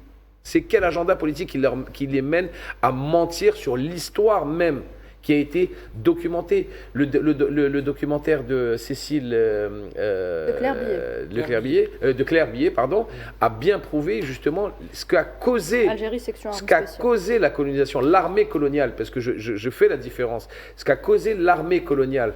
Qu'est-ce qu'elle a fait comme massacre et comme dégâts pendant l'occupation de l'Algérie? Juste pour finir, j'aurais juste finir mes propos. En fait. Excuse-moi. Quand je dis projet relancé de 2005, effectivement, ce que tu disais, Média, à juste titre, le rôle positif de la colonisation, ce qui nous renvoie sur un autre aspect beaucoup plus profond, qui est ce que j'ai évoqué par le passé, ce roman national français, qui est un aspect très sanctuarisé par les Français. C'est ce qui nous ramène à effectivement des porteurs de cette voie les bienfaits de la colonisation, qui sont d'abord dans un déni, mais qui sont aussi dans une espèce de protection naturelle, justement, du roman national français, dans lequel on ne peut pas réviser le passé de la France. Le passé de la France, c'est un passé glorieux, c'est un passé civilisationnel, c'est un passé qui est effectivement positif pour les indigènes, notamment, et c'est pas normal. Donc c'est pourquoi je pense qu'aujourd'hui, il est temps d'abord de régler ce contentieux historique mémoriel avec la France, à travers et cette commission. Je pense qu'elle sera amenée avec une responsabilité énorme, bien sûr aux côtés des passeurs de mémoire, à savoir les historiens, à savoir aussi les journalistes, puisqu'on a évoqué effectivement Claire Billet, à travers aussi de la production artistique aussi, qui permet aussi je dirais, avoir un ancrage notamment en matière de passation de mémoire, mais surtout aussi, il est temps, je dirais, faire une mise à jour du logiciel mémoriel de la France. Il est temps aussi de, arrêter cette politique des petits pas. Parce qu'on a vu la reconnaissance d'Ali Boumengel, par exemple, par Emmanuel Macron, comme quoi qu'effectivement ce n'était pas un suicide, mais plutôt un assassinat à la suite de torture. On a reconnu aussi pour Maurice Audin. Mais à un moment donné, il faut effectivement prendre le projet colonial dans sa globalité, effectivement, pour permettre effectivement de, non pas tourner la page, mais surtout aussi d'évoquer pas mal de choses. Et d'ailleurs, cette commission évoque pas mal de points importants. C'est-à-dire qu'il y a question effectivement du nucléaire, il y a question aussi de le génocide de Dahra de 1845. Il y a aussi le génocide de la Rouate, notamment en 1852. On a le 8 mai 45, on a le 11 octobre, on a les mines effectivement qui étaient évoquées. Donc, vous voyez bien qu'il y a plusieurs aspects, il y a plusieurs contentieux sur lesquels on a besoin de s'attarder davantage. Encore une fois, avec une intention affichée positive, notamment de la France, pour regarder son histoire, sa vraie histoire en face, notamment celle de la colonisation. Et messieurs, les crimes de la colonisation, Gamal, je me tourne vers vous, ils ont également été évoqués par le cardinal Jean-Paul Vesco, archevêque d'Alger, qui a dénoncé dans un entretien accordé au journal catholique français La Croix les propos jusqu'au boutiste de certains responsables politiques français à l'égard de l'Algérie. Donc d'abord la colonisation. Je vais en parler, mais je vais en parler d'abord pour donner la carte. D'abord, on parle effectivement d'une commission parlementaire qui va parler d'histoire. Les historiens n'aiment pas ça en France et ils ont raison parce que quand on fige l'histoire par rapport à des lois, ça interdit la réflexion. Mais il se trouve, et là je vais contrebalancer le propos des historiens français, qu'en France, ils ont l'habitude de légiférer au niveau du Parlement pour figer l'histoire. Je vous donne plusieurs exemples. Par exemple, vous avez la loi Guesso, de ce député communiste, qui a interdit la réflexion sur la Seconde Guerre mondiale et sur l'Holocauste. Il a dit on ne doit plus en parler. C'est-à-dire que c'est figé, on n'en parle plus. Il fige dans le marbre. Et ça crée du complotisme. Parce que quand on dit que c'est ça l'histoire officielle, il n'y en a pas d'autre, ce fameux roman national pose problème. Ensuite, on a en 2001, on a une autre loi qui est arrivée sur le génocide arménien. Si vous dites en France ça n'a pas existé, vous êtes passible de prison. C'est la loi qui fait l'histoire. Ensuite, vous avez encore en 2001 la loi, effectivement, Taubira sur l'esclavage, qui à la limite est une loi honorable. C'est la première avancée sur la question de la colonisation. Ensuite, on a en 2005, effectivement, ça a été évoqué tout à l'heure, alors il faut être très précis sur les termes, il ne parle pas des aspects, des bienfaits, il parle des aspects positifs de la colonisation. Ce qu'on a dit tout à l'heure, oui. C'est unique. Et au moment où Jacques Chirac est en train de se rapprocher de l'Algérie, où il est reçu comme un roi en Algérie, où il y a vraiment une vraie ferveur par rapport à ce gaulo-chiracisme qui est encore présent, eh bien, son parti va lui mettre un couteau dans le dos avec cette loi qu'ils veulent voter unique. Une loi votée par un Parlement. Donc on a un problème, mais en même temps... Qui a été amendé, mais ils ont tenté de le voter. C'est quand même grave ce qu'ils ont essayé de faire. Grave, et il se trouve que... Alors, vous connaissez peut-être Boris Cyrulnik, donc, qui est neuropsychiatre, et qui expliquait que pour faire en sorte que le trauma, on parle du traumatisme, colonisation, puisse être dépassé, le trauma et le traumatisme qui suit, il faut que ce soit effectivement verbalisé. Pour qu'on arrive au stade de la résilience, il a écrit un livre là-dessus, il faut faire en sorte qu'on puisse donner les termes du débat. Or, aujourd'hui, ce trauma algérien qui a eu lieu durant 132 ans, et pas seulement durant la guerre de libération, parce qu'il faut parler de libération et pas d'indépendance. On s'est libéré du bourreau, on n'était pas dépendant d'eux. Eh bien, ce trauma-là doit être dépassé une fois que l'histoire sera écrite. Et il se trouve qu'il y en a qui empêchent cette écriture. Donc, ça a été dit très bien par l'archevêque d'Alger. Il a fait une intervention à La Croix, le magazine chrétien, donc, pour dire quoi ? Pour dire deux choses. Je vais citer les phrases précisément. Un divorce avec la France serait un suicide. Un divorce avec l'Algérie, j'ai une bêtise, serait un suicide pour la France. C'est-à-dire qu'il ne considère pas que l'Algérie serait perdante, mais que la France est perdante. Et il a raison. Ensuite, il explique une autre chose. Une réconciliation, et c'est là où je reviens sur le premier propos, réconciliation fondée sur la reconnaissance des blessures du passé serait la solution. Cet homme d'église a suffisamment de clairvoyance pour dire que si vous voulez qu'on sorte de ce piège, il faut une réconciliation. Il faut demander pardon, en gros. Voilà ce qu'il dit. Parce que le pardon à l'église, ça veut dire quelque chose. Donc la France a un problème avec le secteur religieux, on le sait. Mais aujourd'hui, il faut bien comprendre que si l'Algérie fait une loi et doit faire une loi, je le dis, moi je le dis sincèrement, pour faire en sorte que la France, qui ne veut pas reconnaître ses crimes, soit en mise en demeure, c'est une mise en demeure qu'on fait, de les reconnaître.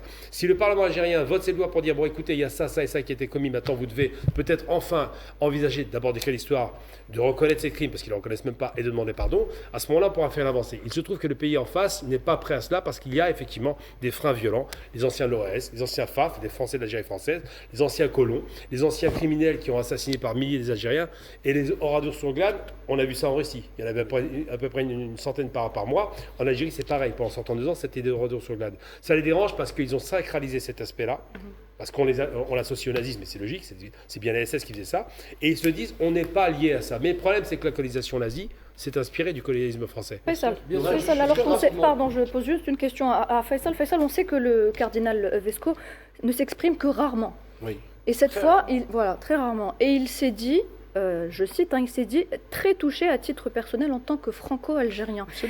Est-ce un signe fort selon vous? Absolument, parce que c'est quand même important qu'il s'exprime dans un journal de chrétien, la Croix, et qui dénonce aussi publiquement les temps combinatoires, comme il a dit, de Bruno Retailleau, le ministre de l'Intérieur. Il considère ça comme insultant pour les Algériens. Il faut préciser, combinatoire, ça veut dire quoi? Ça ne veut pas dire qu'on discute. Oui. C'est très offensif, c'est pratiquement du chantage. Du chantage, oui. C'est des injonctions, et c'est effectivement important d'évoquer ça. Et d'ailleurs, c'est le cardinal qui évoque effectivement ce passé colonial non réconcilié, parce que Badis parlait de ce discours pro-colonisation de l'extrême droite. Le régime de Bichette est bien condamné en France. Absolument. Les rappels de Valdib ont été toujours condamnés, et largement condamnés, on les évoque à ce jour. Mais on n'a jamais parlé de ces milliers d'Algériens tués à la mosquée de Pichawa, à Alger. Ils ont été tués à l'intérieur de la mosquée. On a tué aussi des Algériens dans la Dahra, comme disait Badis. On est de plus en plus mal. Il n'y a pas qu'une seule, il y a eu plusieurs. Mahdi parlait aussi de l'utilisation des armes chimiques dans les grottes des Aurès. On a tué une centaine, presque 200 personnes, et ainsi de suite. Il y a eu, avant les nazis, des camps, après les nazis plutôt, en 1956, avec les camps d'internement en Algérie. On les a appelés les camps d'internement. En fait, c'était des camps de concentration.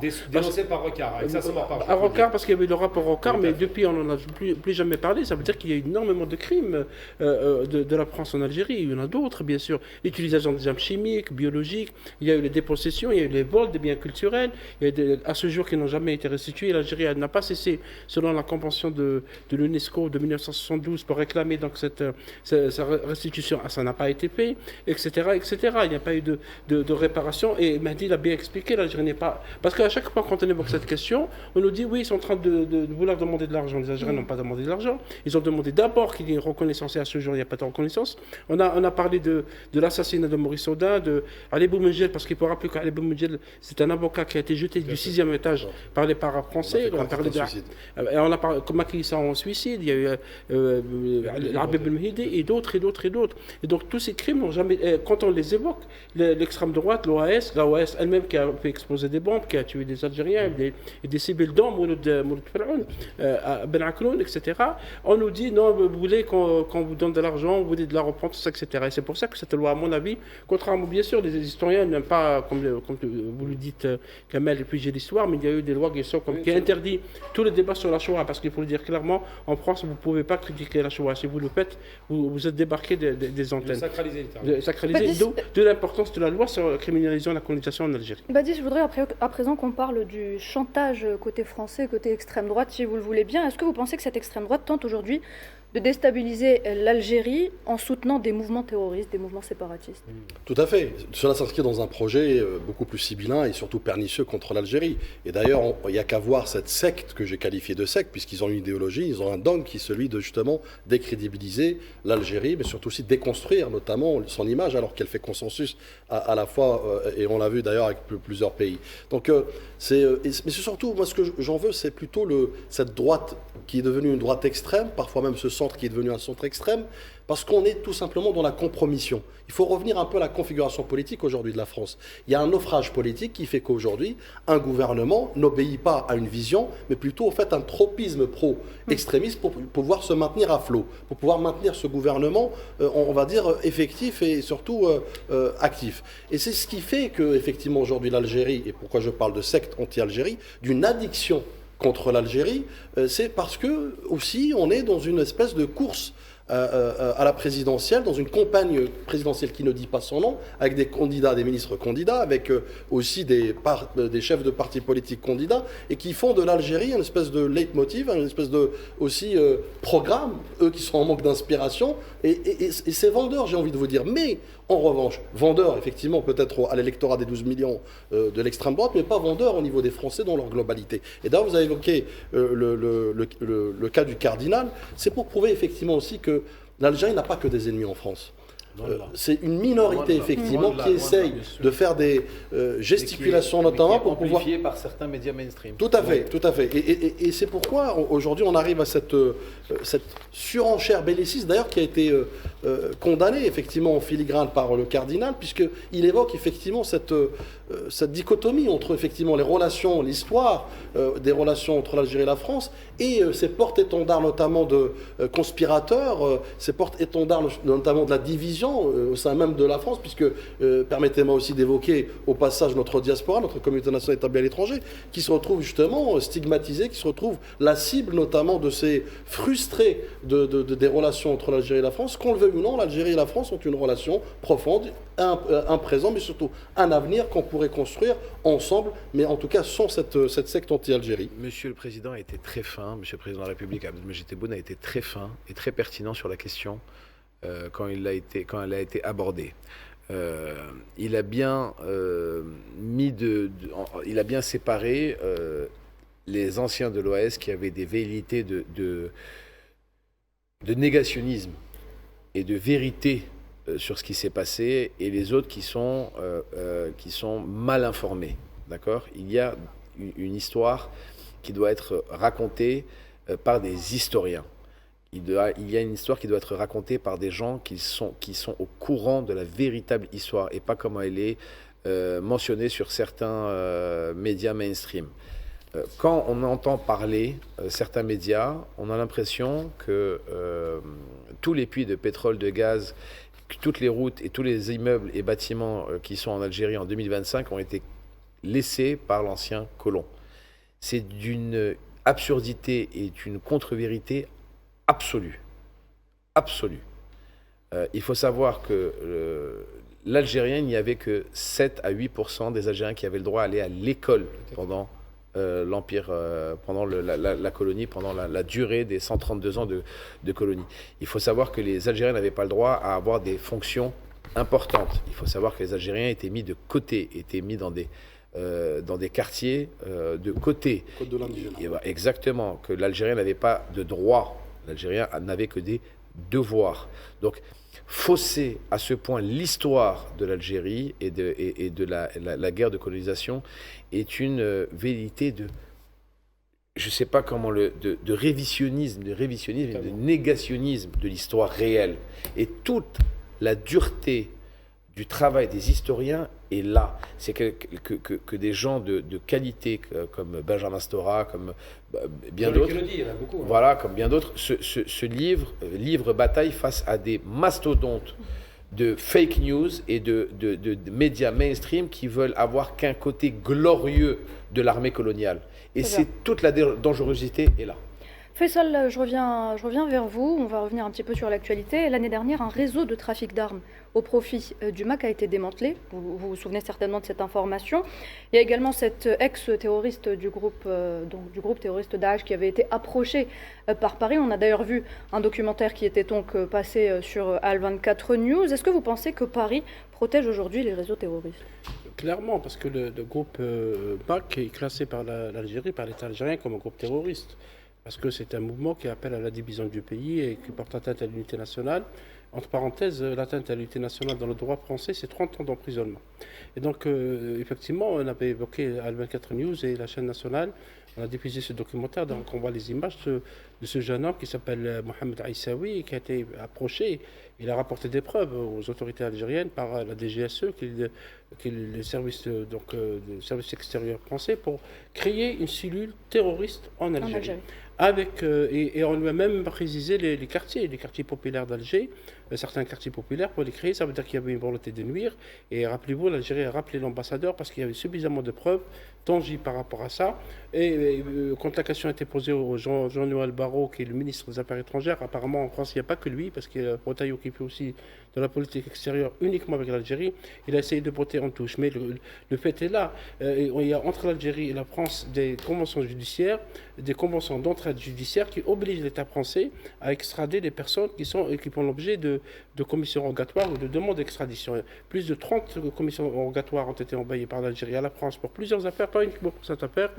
il n'y a eu jamais de réponse. Donc il y a une volonté de ne pas collaborer, une volonté de nuire à travers ces instruments de propagande et de manipulation. Très bien, merci monsieur. Il y a également cette dernière information à retenir. L'Algérie qui a déclaré le vice-consul général du Maroc persona non grata. Il s'agit donc de Mohamed Issa Fiani, à qui l'on reproche d'avoir eu des comportements suspects considérés comme incompatibles avec les fonctions consulaires. Voilà, on revient dans quelques instants.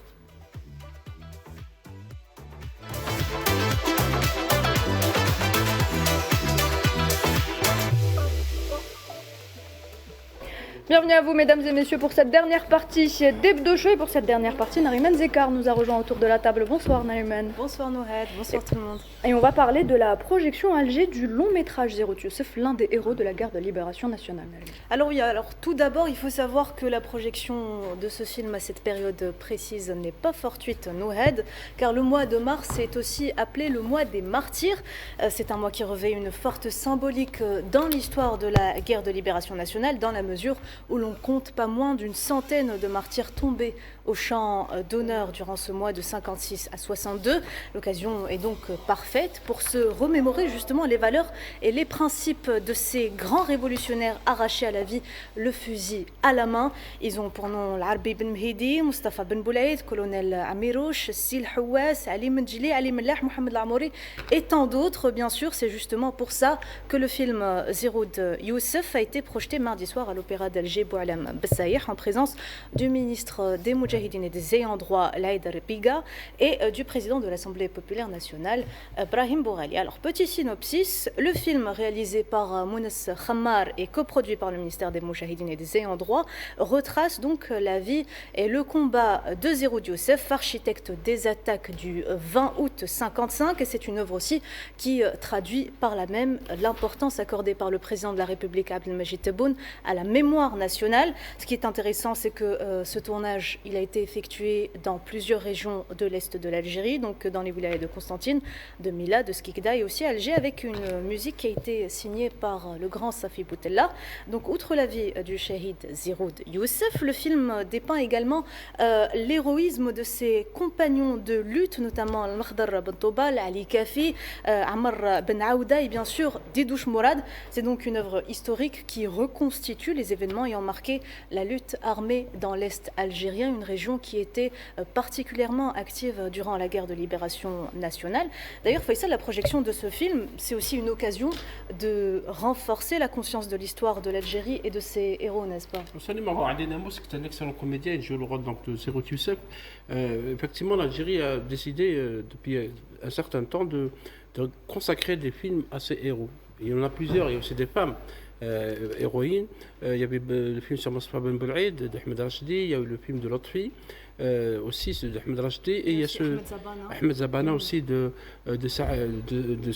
réalisateur qui a réalisé, je pense, en 2010-2011, l'Arabi Ben Mehdi de Bachir Daraïs et d'autres films. C'est toute une série de séries consacrées aux héros, parce que là, ce que j'ai compris du ministre de Moudjahidine, M. Biga, c'est que dans le futur, on va s'intéresser un peu plus à l'histoire d'Algérie, notamment la période de début de la colonisation, la résistance populaire, les crimes, notamment commis par la France durant cette période. Et ce film est important.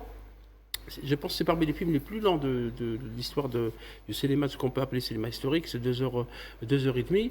Et Mounes Khammar, qui est un jeune réalisateur, s'est intéressé à des aspects humaniste, ou humain plutôt, de ce héros tombé au champ d'honneur le 23 septembre 1956 dans la région de Sidi Mezrich à Skikda. C'était, vous l'avez dit, Naliman, c'est lui qui était l'architecte de l'attaque du Nord-Constantinois en 1955. Il était dans le groupe des 22.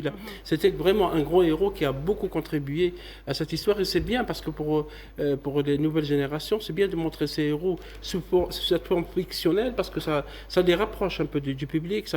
On les peut connaître un peu plus. On voit leur combat. On voit que leur combat n'a pas été vain parce que la relève a été prise par la génération de l'indépendance. Et ce film qui a été déjà projeté à Constantine, il doit être dans les salles, ce que nous a dit le réalisateur, et le scénariste Hassan Tlilani, qui est un professeur d'université, pour qu'on le voit un peu plus et qu'on le voit même ailleurs dans le monde, parce qu'il s'agit de montrer cette grande révolution de l'Algérie à travers le cinéma. Et on a déjà dit ici, Nouhed, le cinéma algérien est né dans le maquis, dans le combat pour la libération du pays.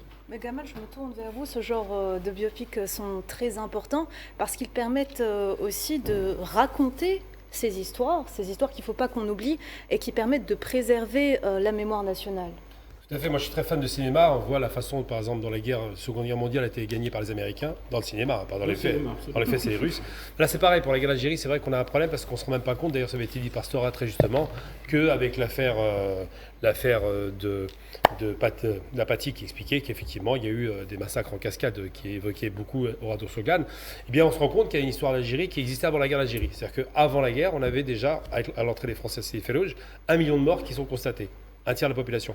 Et que des héros, on peut parler de héros parce que des gars ont donné leur vie pour y arriver, sont morts sans y croire. Ils ne croyaient même pas qu'ils allaient voir la révolution au bout. C'est-à-dire que dès qu'ils sont partis, ils ont dit on ne verra pas le bout du combat, mais on va se battre, quoi qu'il arrive. Eh bien, ces héros doivent être célébrés, doivent être enseignés. Pourquoi ? Parce que c'est bien de le faire dans les livres d'histoire, mais le problème, c'est que les livres d'histoire, tout le monde ne les lit pas. Ensuite, c'est bien de le faire, effectivement, dans des récits documentaires, mais ils ne sont pas forcément bien faits et très peu documentés. On a très peu d'images à l'époque, malgré tout. Et surtout, c'est bien de le faire au niveau de la fiction et du cinéma, parce que ça donne du corps, du cœur, et ça donne une véritable densité au personnage. Donc, je pense qu'il faut continuer dans cette direction, et je pense que l'Algérie a tout intérêt à le faire depuis la Révolution, en passant par toutes les étapes qui ont été pré-révolutionnaires. Juste petit commentaire. Je pense que c'est aussi une manière de comment rendre l'histoire accessible à tous. Accessible à tous, c'est-à-dire à l'échelle nationale comme à l'échelle internationale. Et là, on peut évoquer ce que j'ai qualifié de diplomatie de la mémoire. Parce qu'il est important, notamment, de faire valoir justement ce legs, cet héritage, notamment, on parle des héros, on parle de ces acteurs qui ont été actifs et à un moment donné qui ont... je dirais, choisi le sacrifice ultime pour pouvoir justement permettre que l'Algérie soit indépendante aujourd'hui. Donc, et puis, vous savez, le cinéma, c'est fédérateur. Le cinéma, c'est un langage universel. Le cinéma, c'est toujours mieux que de prendre un livre d'histoire et lire 400 pages. Donc, vous voyez, il y a cette accessibilité. Et puis, il y a aussi...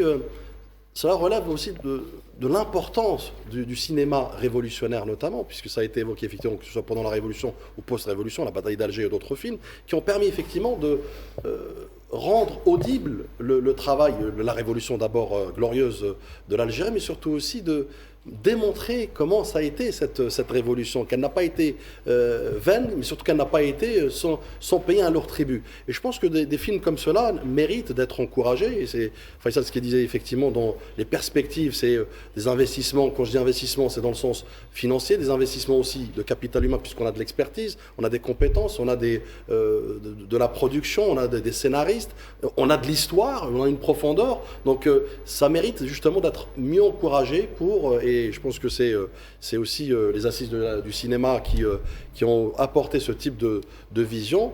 Et voilà, donc je pense que oui, il y a véritablement un travail de passeur de mémoire à travers le cinéma. Il faut savoir aussi je vais vous donner un exemple qui peut illustrer tout ça. La guerre du Vietnam avec les États-Unis, comment elle a été illustrée, comment elle a été... Les États-Unis ont perdu la guerre, mais grâce au cinéma. Grâce à Hollywood. Grâce à Hollywood. Grâce à l'image de la fille. Voilà. Tu as pour 90% des Américains, dans leur subconscient, c'est les États-Unis qui ont gagné la guerre. Ouais. Grâce au cinéma. C'est Rambo qui est... D'accord. Apocalypse Rambo, Now il y a eu d'autres films que Rambo est le plus grand de cette guerre-là. Rambo, c'est le vengeur. Voilà, exactement. Mais quand tu vois la force et le pouvoir du cinéma à te faire comprendre une histoire, qu'elle soit fausse ou vraie, dans les deux sens, parce que là, en l'occurrence, on a glorifié les États-Unis alors que c'était une guerre aussi de colonisation. On a glorifié les États-Unis alors qu'ils avaient perdu la guerre. Et dans 90, voire 95%, si tu fais un sondage aux États-Unis, qui a gagné la guerre du Vietnam entre les États-Unis et le Vietnam, ils vont te dire c'est les Américains. Ce qui est une ineptie totale. Mais quand tu as le pouvoir du 7e art, donc du cinéma, tu peux faire croire aux gens ce qui te semble, ce que pour toi est la meilleure des solutions. Donc interpréter des films et redonner la vérité aux Algériens et au monde en disant voilà la véritable histoire de la guerre d'Algérie, pas des événements d'Alger ou des événements algériens, non, de la guerre d'Algérie. Voilà comment ont été massacrés, comment il y a eu des génocides en Algérie de l'armée coloniale à l'époque, et de remettre en quelque sorte, comme j'ai l'habitude de le dire, la mosquée au milieu du village pour contrecarrer l'église au milieu du village. C'est très important pour donner la vérité. C'est ça ce qui est important, c'est redonner la véritable histoire de la guerre d'Algérie. Vous savez, il m'a dit qu'il y a eu des films qui ont cassé le narratif glorieux des Américains par rapport au Vietnam. Il y a eu le film de Elia Kazan, Apocalypse Now, qui a montré l'apocalypse. C'est Coppola. Coppola, oui, Francis Ford Coppola, c'est pas Elia Kazan, c'est vrai. Et il y a eu l'autre film de Platoon, de Oliver Stone, qui a montré aussi le massacre qui a été commis en Vietnam. En Algérie, on a eu Rodney Bottier, vous vous rappelez Gamel, qui a fait diffuser un film qui s'appelait L'Algérie en flammes. C'était la première fois qu'on voyait à travers le cinéma qu'il y avait une guerre en Algérie, qu'il y avait des massacres. C'est pas des événements d'Algérie. C'est une véritable guerre. Une guerre, et ce film a fait basculer l'opinion publique mondiale par rapport à l'Algérie, comme l'image de la fille qui fuyait le napalm au Vietnam, toute nue, qui était brûlée et qui a changé complètement l'opinion internationale. C'est pour ça, Faisal, qu'il est primordial d'accorder une importance, comme le disait tout à l'heure Badis, particulière à cet héritage. Et d'ailleurs, les Algériens ne manquent pas une occasion de glorifier leurs martyrs et leur guerre de libération en réaffirmant haut et fort leur identité. Si les Algériens sont connus pour quelque chose à travers le monde, c'est bien pour leur fierté. Une fierté qu'on a eu l'occasion d'admirer lors du match opposant mardi l'Algérie au Mozambique dans le magnifique stade de Hussein Aït Ahmed à Tizi Ouzou. Un stade qui s'est transformé en un véritable sanctuaire de l'unité nationale. Les Algériens de Tizi Ouzou ont tenu à adresser un message retentissant aux chantres de la division et de la subversion. L'Algérie, elle est unie et elle est indivisible. Dès les premières notes de l'hymne national, un drapeau géant, on va le voir sur ces images, a été déployé recouvrant une grande partie du stade, un symbole fort et qui est aussi destiné à ceux qui tentent depuis des décennies de semer la discorde dans le pays, et ils se reconnaîtront, hein, Nohad. N'est-ce pas? Ils se reconnaîtront exactement. N'en déplaise donc à beaucoup, Mahdi. C'est ce qui fait donc l'unité du peuple algérien. Nous avons aujourd'hui un attachement viscéral à l'unité de notre pays. Écoutez, j'ai eu la chance et l'honneur d'être au stade Hussein Aït Ahmed à Tizi Ouzou lors de ce match entre l'Algérie, l'équipe nationale algérienne et le Mozambique. Alors, au-delà de l'équipe nationale qui est exceptionnel avec un score dithyrambique de 5 buts à 1 et qui a été une partition de haut vol. Je tiens à féliciter la présidence de la Fédération algérienne de football sous M. Saadi qui fait un travail exceptionnel, son sélectionneur M. Petrovic qui a redonné confiance à l'équipe nationale d'Algérie. Moi j'ai eu des frissons, j'ai eu la chair de poule. Quand ce magnifique et gigantesque drapeau a été sorti et quand il y a eu l'hymne Rassamen qui a été chanté pratiquement pendant presque 2 minutes et quelques d'une même voix, quelle baffe pour ceux qui prônent la division, quelle baffe pour ceux qui prônent le marasme et quel courage de ce peuple exceptionnel et de ce stade au Hussein Aït Ahmed avec un peuple kabyle magnifique qui a chanté à l'unisson l'hymne national. Et je peux vous assurer que j'ai vécu ça et c'était des frissons juste exceptionnels. Dans ma vie, j'ai eu la chance d'assister à énormément de matchs de football. Ce que j'ai vécu cette semaine, c'était au même niveau que ce que j'ai vécu à Omdurman en 2009. Pour vous dire à quel point, fin 2009, j'ai eu la chance d'assister au match à Omdurman. Je peux vous assurer que quand vous entendez l'hymne national d'une seule voix, chanté de cette façon-là, avec cet engouement-là, avec cette ferveur, il n'y avait que la larme qui n'a pas coulé parce que je peux vous dire que mon sang était bouillant. Mais justement, Faisal, c'était pas juste un simple match de foot, c'était une véritable démonstration de l'attachement de l'Algérie à son histoire et aussi à son identité. Bien sûr. Tizi Ouzou, c'est une grande ville du pays. La Kabylie est une grande région de l'Algérie. Et d'ailleurs, la population de Tizi Ouzou a accueilli les supporters de l'équipe nationale. 17 000 repas servis par la wilaya de Tizi Ouzou. Il y avait 17 000 repas. Le mouvement gratuitement, bien sûr. Gratuitement, on avait de très belles... D'ailleurs, Mahdi, ces images ont fait le tour du monde. D'abord, l'image du drapeau, qui est dans le stade qui porte le nom d'un grand monsieur aussi, d'un grand héros national, Hussein Aït Ahmed, par les jeunes qui sont donc, et les moins jeunes qui étaient au stade. Donc, effectivement, je n'utiliserai pas le mot, mais je dirais que ça permet définitivement la bouche à ceux qui prennent la division, tous qui les évoquent... supporters à l'intérieur fait ça. Alors ça, vous voyez, je précise parce que j'ai eu encore une fois la chance d'être là-bas. Là, vous voyez les tables qui ont été mises dehors dans toute la wilaya pour accueillir les supporters qui venaient de toutes les wilayas, des 58 wilayas algériennes. Donc ça, c'était pour tout le monde. Celui qui venait pouvait s'attabler le plus normalement du monde. Oui, c'était des repas distribués par des associations caritatives. Exactement. Avec le soutien de la wilaya Tizi Ouzou. Exactement. Autre chose qui est très importante, c'est que malgré le ramadan, énormément de restaurants ont été demandés. Enfin, il y a eu une demande que les restaurants ouvrent pendant cette soirée-là pour accueillir tous les supporters qui venaient en plus de ces 17 000 repas offerts. Et il faut savoir aussi que dans les gradins, sur chaque siège, tu avais une sorte de... je sais pas comment tu appelles ça, de boîte, une boîte. avec à l'intérieur ton repas qui était déjà une box, voilà, où il y avait un repas qui était déjà préparé. Donc, je vous le dis, des images exceptionnelles. En fait, il y avait tout pour que ça... Il y avait le ramadan, il y avait la soirée, il faisait bon, les supporters étaient exceptionnels, le drapeau était gigantesque, l'ambiance était magnifique, le match était une folie, on ne s'est pas ennuyé une minute. En fait, il y avait tous les ingrédients. Justement, il y avait tous les ingrédients pour faire de cette soirée-là un moment d'unité algérienne et de frissons. Moi, je vous le dis, cette date-là restera marquée dans ma mémoire. C'est une grande fête du football et c'est une grande fête aussi de l'Algérie. Je pense que ce drapeau entre dans l'histoire définitivement. Ah oui, les plus grands drapeaux, je pense, qui ont été... Non, mais les plus grands, Et d'ailleurs, c'est un drapeau qui a été réalisé par une entreprise algérienne qui est basée à Boufarik.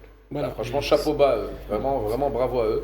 Et autre chose, vous rappelez qu'avant, on avait le stade Mustafa Chaker de Blida qui était en quelque sorte l'antre de l'équipe nationale. Maintenant, c'est je pense que Tizi Ouzou, vu la qualité de la pelouse, c'est un tapis le truc. Vous voyez la qualité de la pelouse c'était un tapis, c'était un terrain de golf la pelouse. Vous voyez l'accueil, l'organisation et ouais, l'accueil chaleureux, je pense qu'il y a de très fortes chances que le stade Hossein Aït Ahmed devienne la nouvelle coqueluche de l'équipe nationale et que ça devienne l'antre de l'équipe nationale pour les prochaines années. Badis, c'est de telles initiatives que nous devrions aujourd'hui promouvoir et encourager afin de nous prémunir contre toutes les tentatives de déstabilisation. Tout à fait. Vous savez, je vais partager une petite anecdote avec vous. J'ai été interpellé par des mauvaises langues, des personnes dotées de Il y en a beaucoup des mauvaises langues quand même. Absolument, surtout en ce moment. De mauvaise foi surtout, et je vous laisse deviner d'où ils viennent, qui m'ont interpellé sur le fait que ce tifo est certainement généré par une intelligence artificielle. Je leur ai dit non, c'est l'intelligence algérienne. Exactement. Belle réponse. Et donc je pense que, tout à fait. Et je pense que cette soirée-là, qui est une soirée parfaite, effectivement, dans l'art et la manière, puisqu'on est sorti avec une victoire historique, mais surtout aussi avec ce public. Et puis dans cette ville, je pense que Tizi Ouzou, le temps d'une soirée, le temps d'un match, a été l'épicentre de l'Algérie.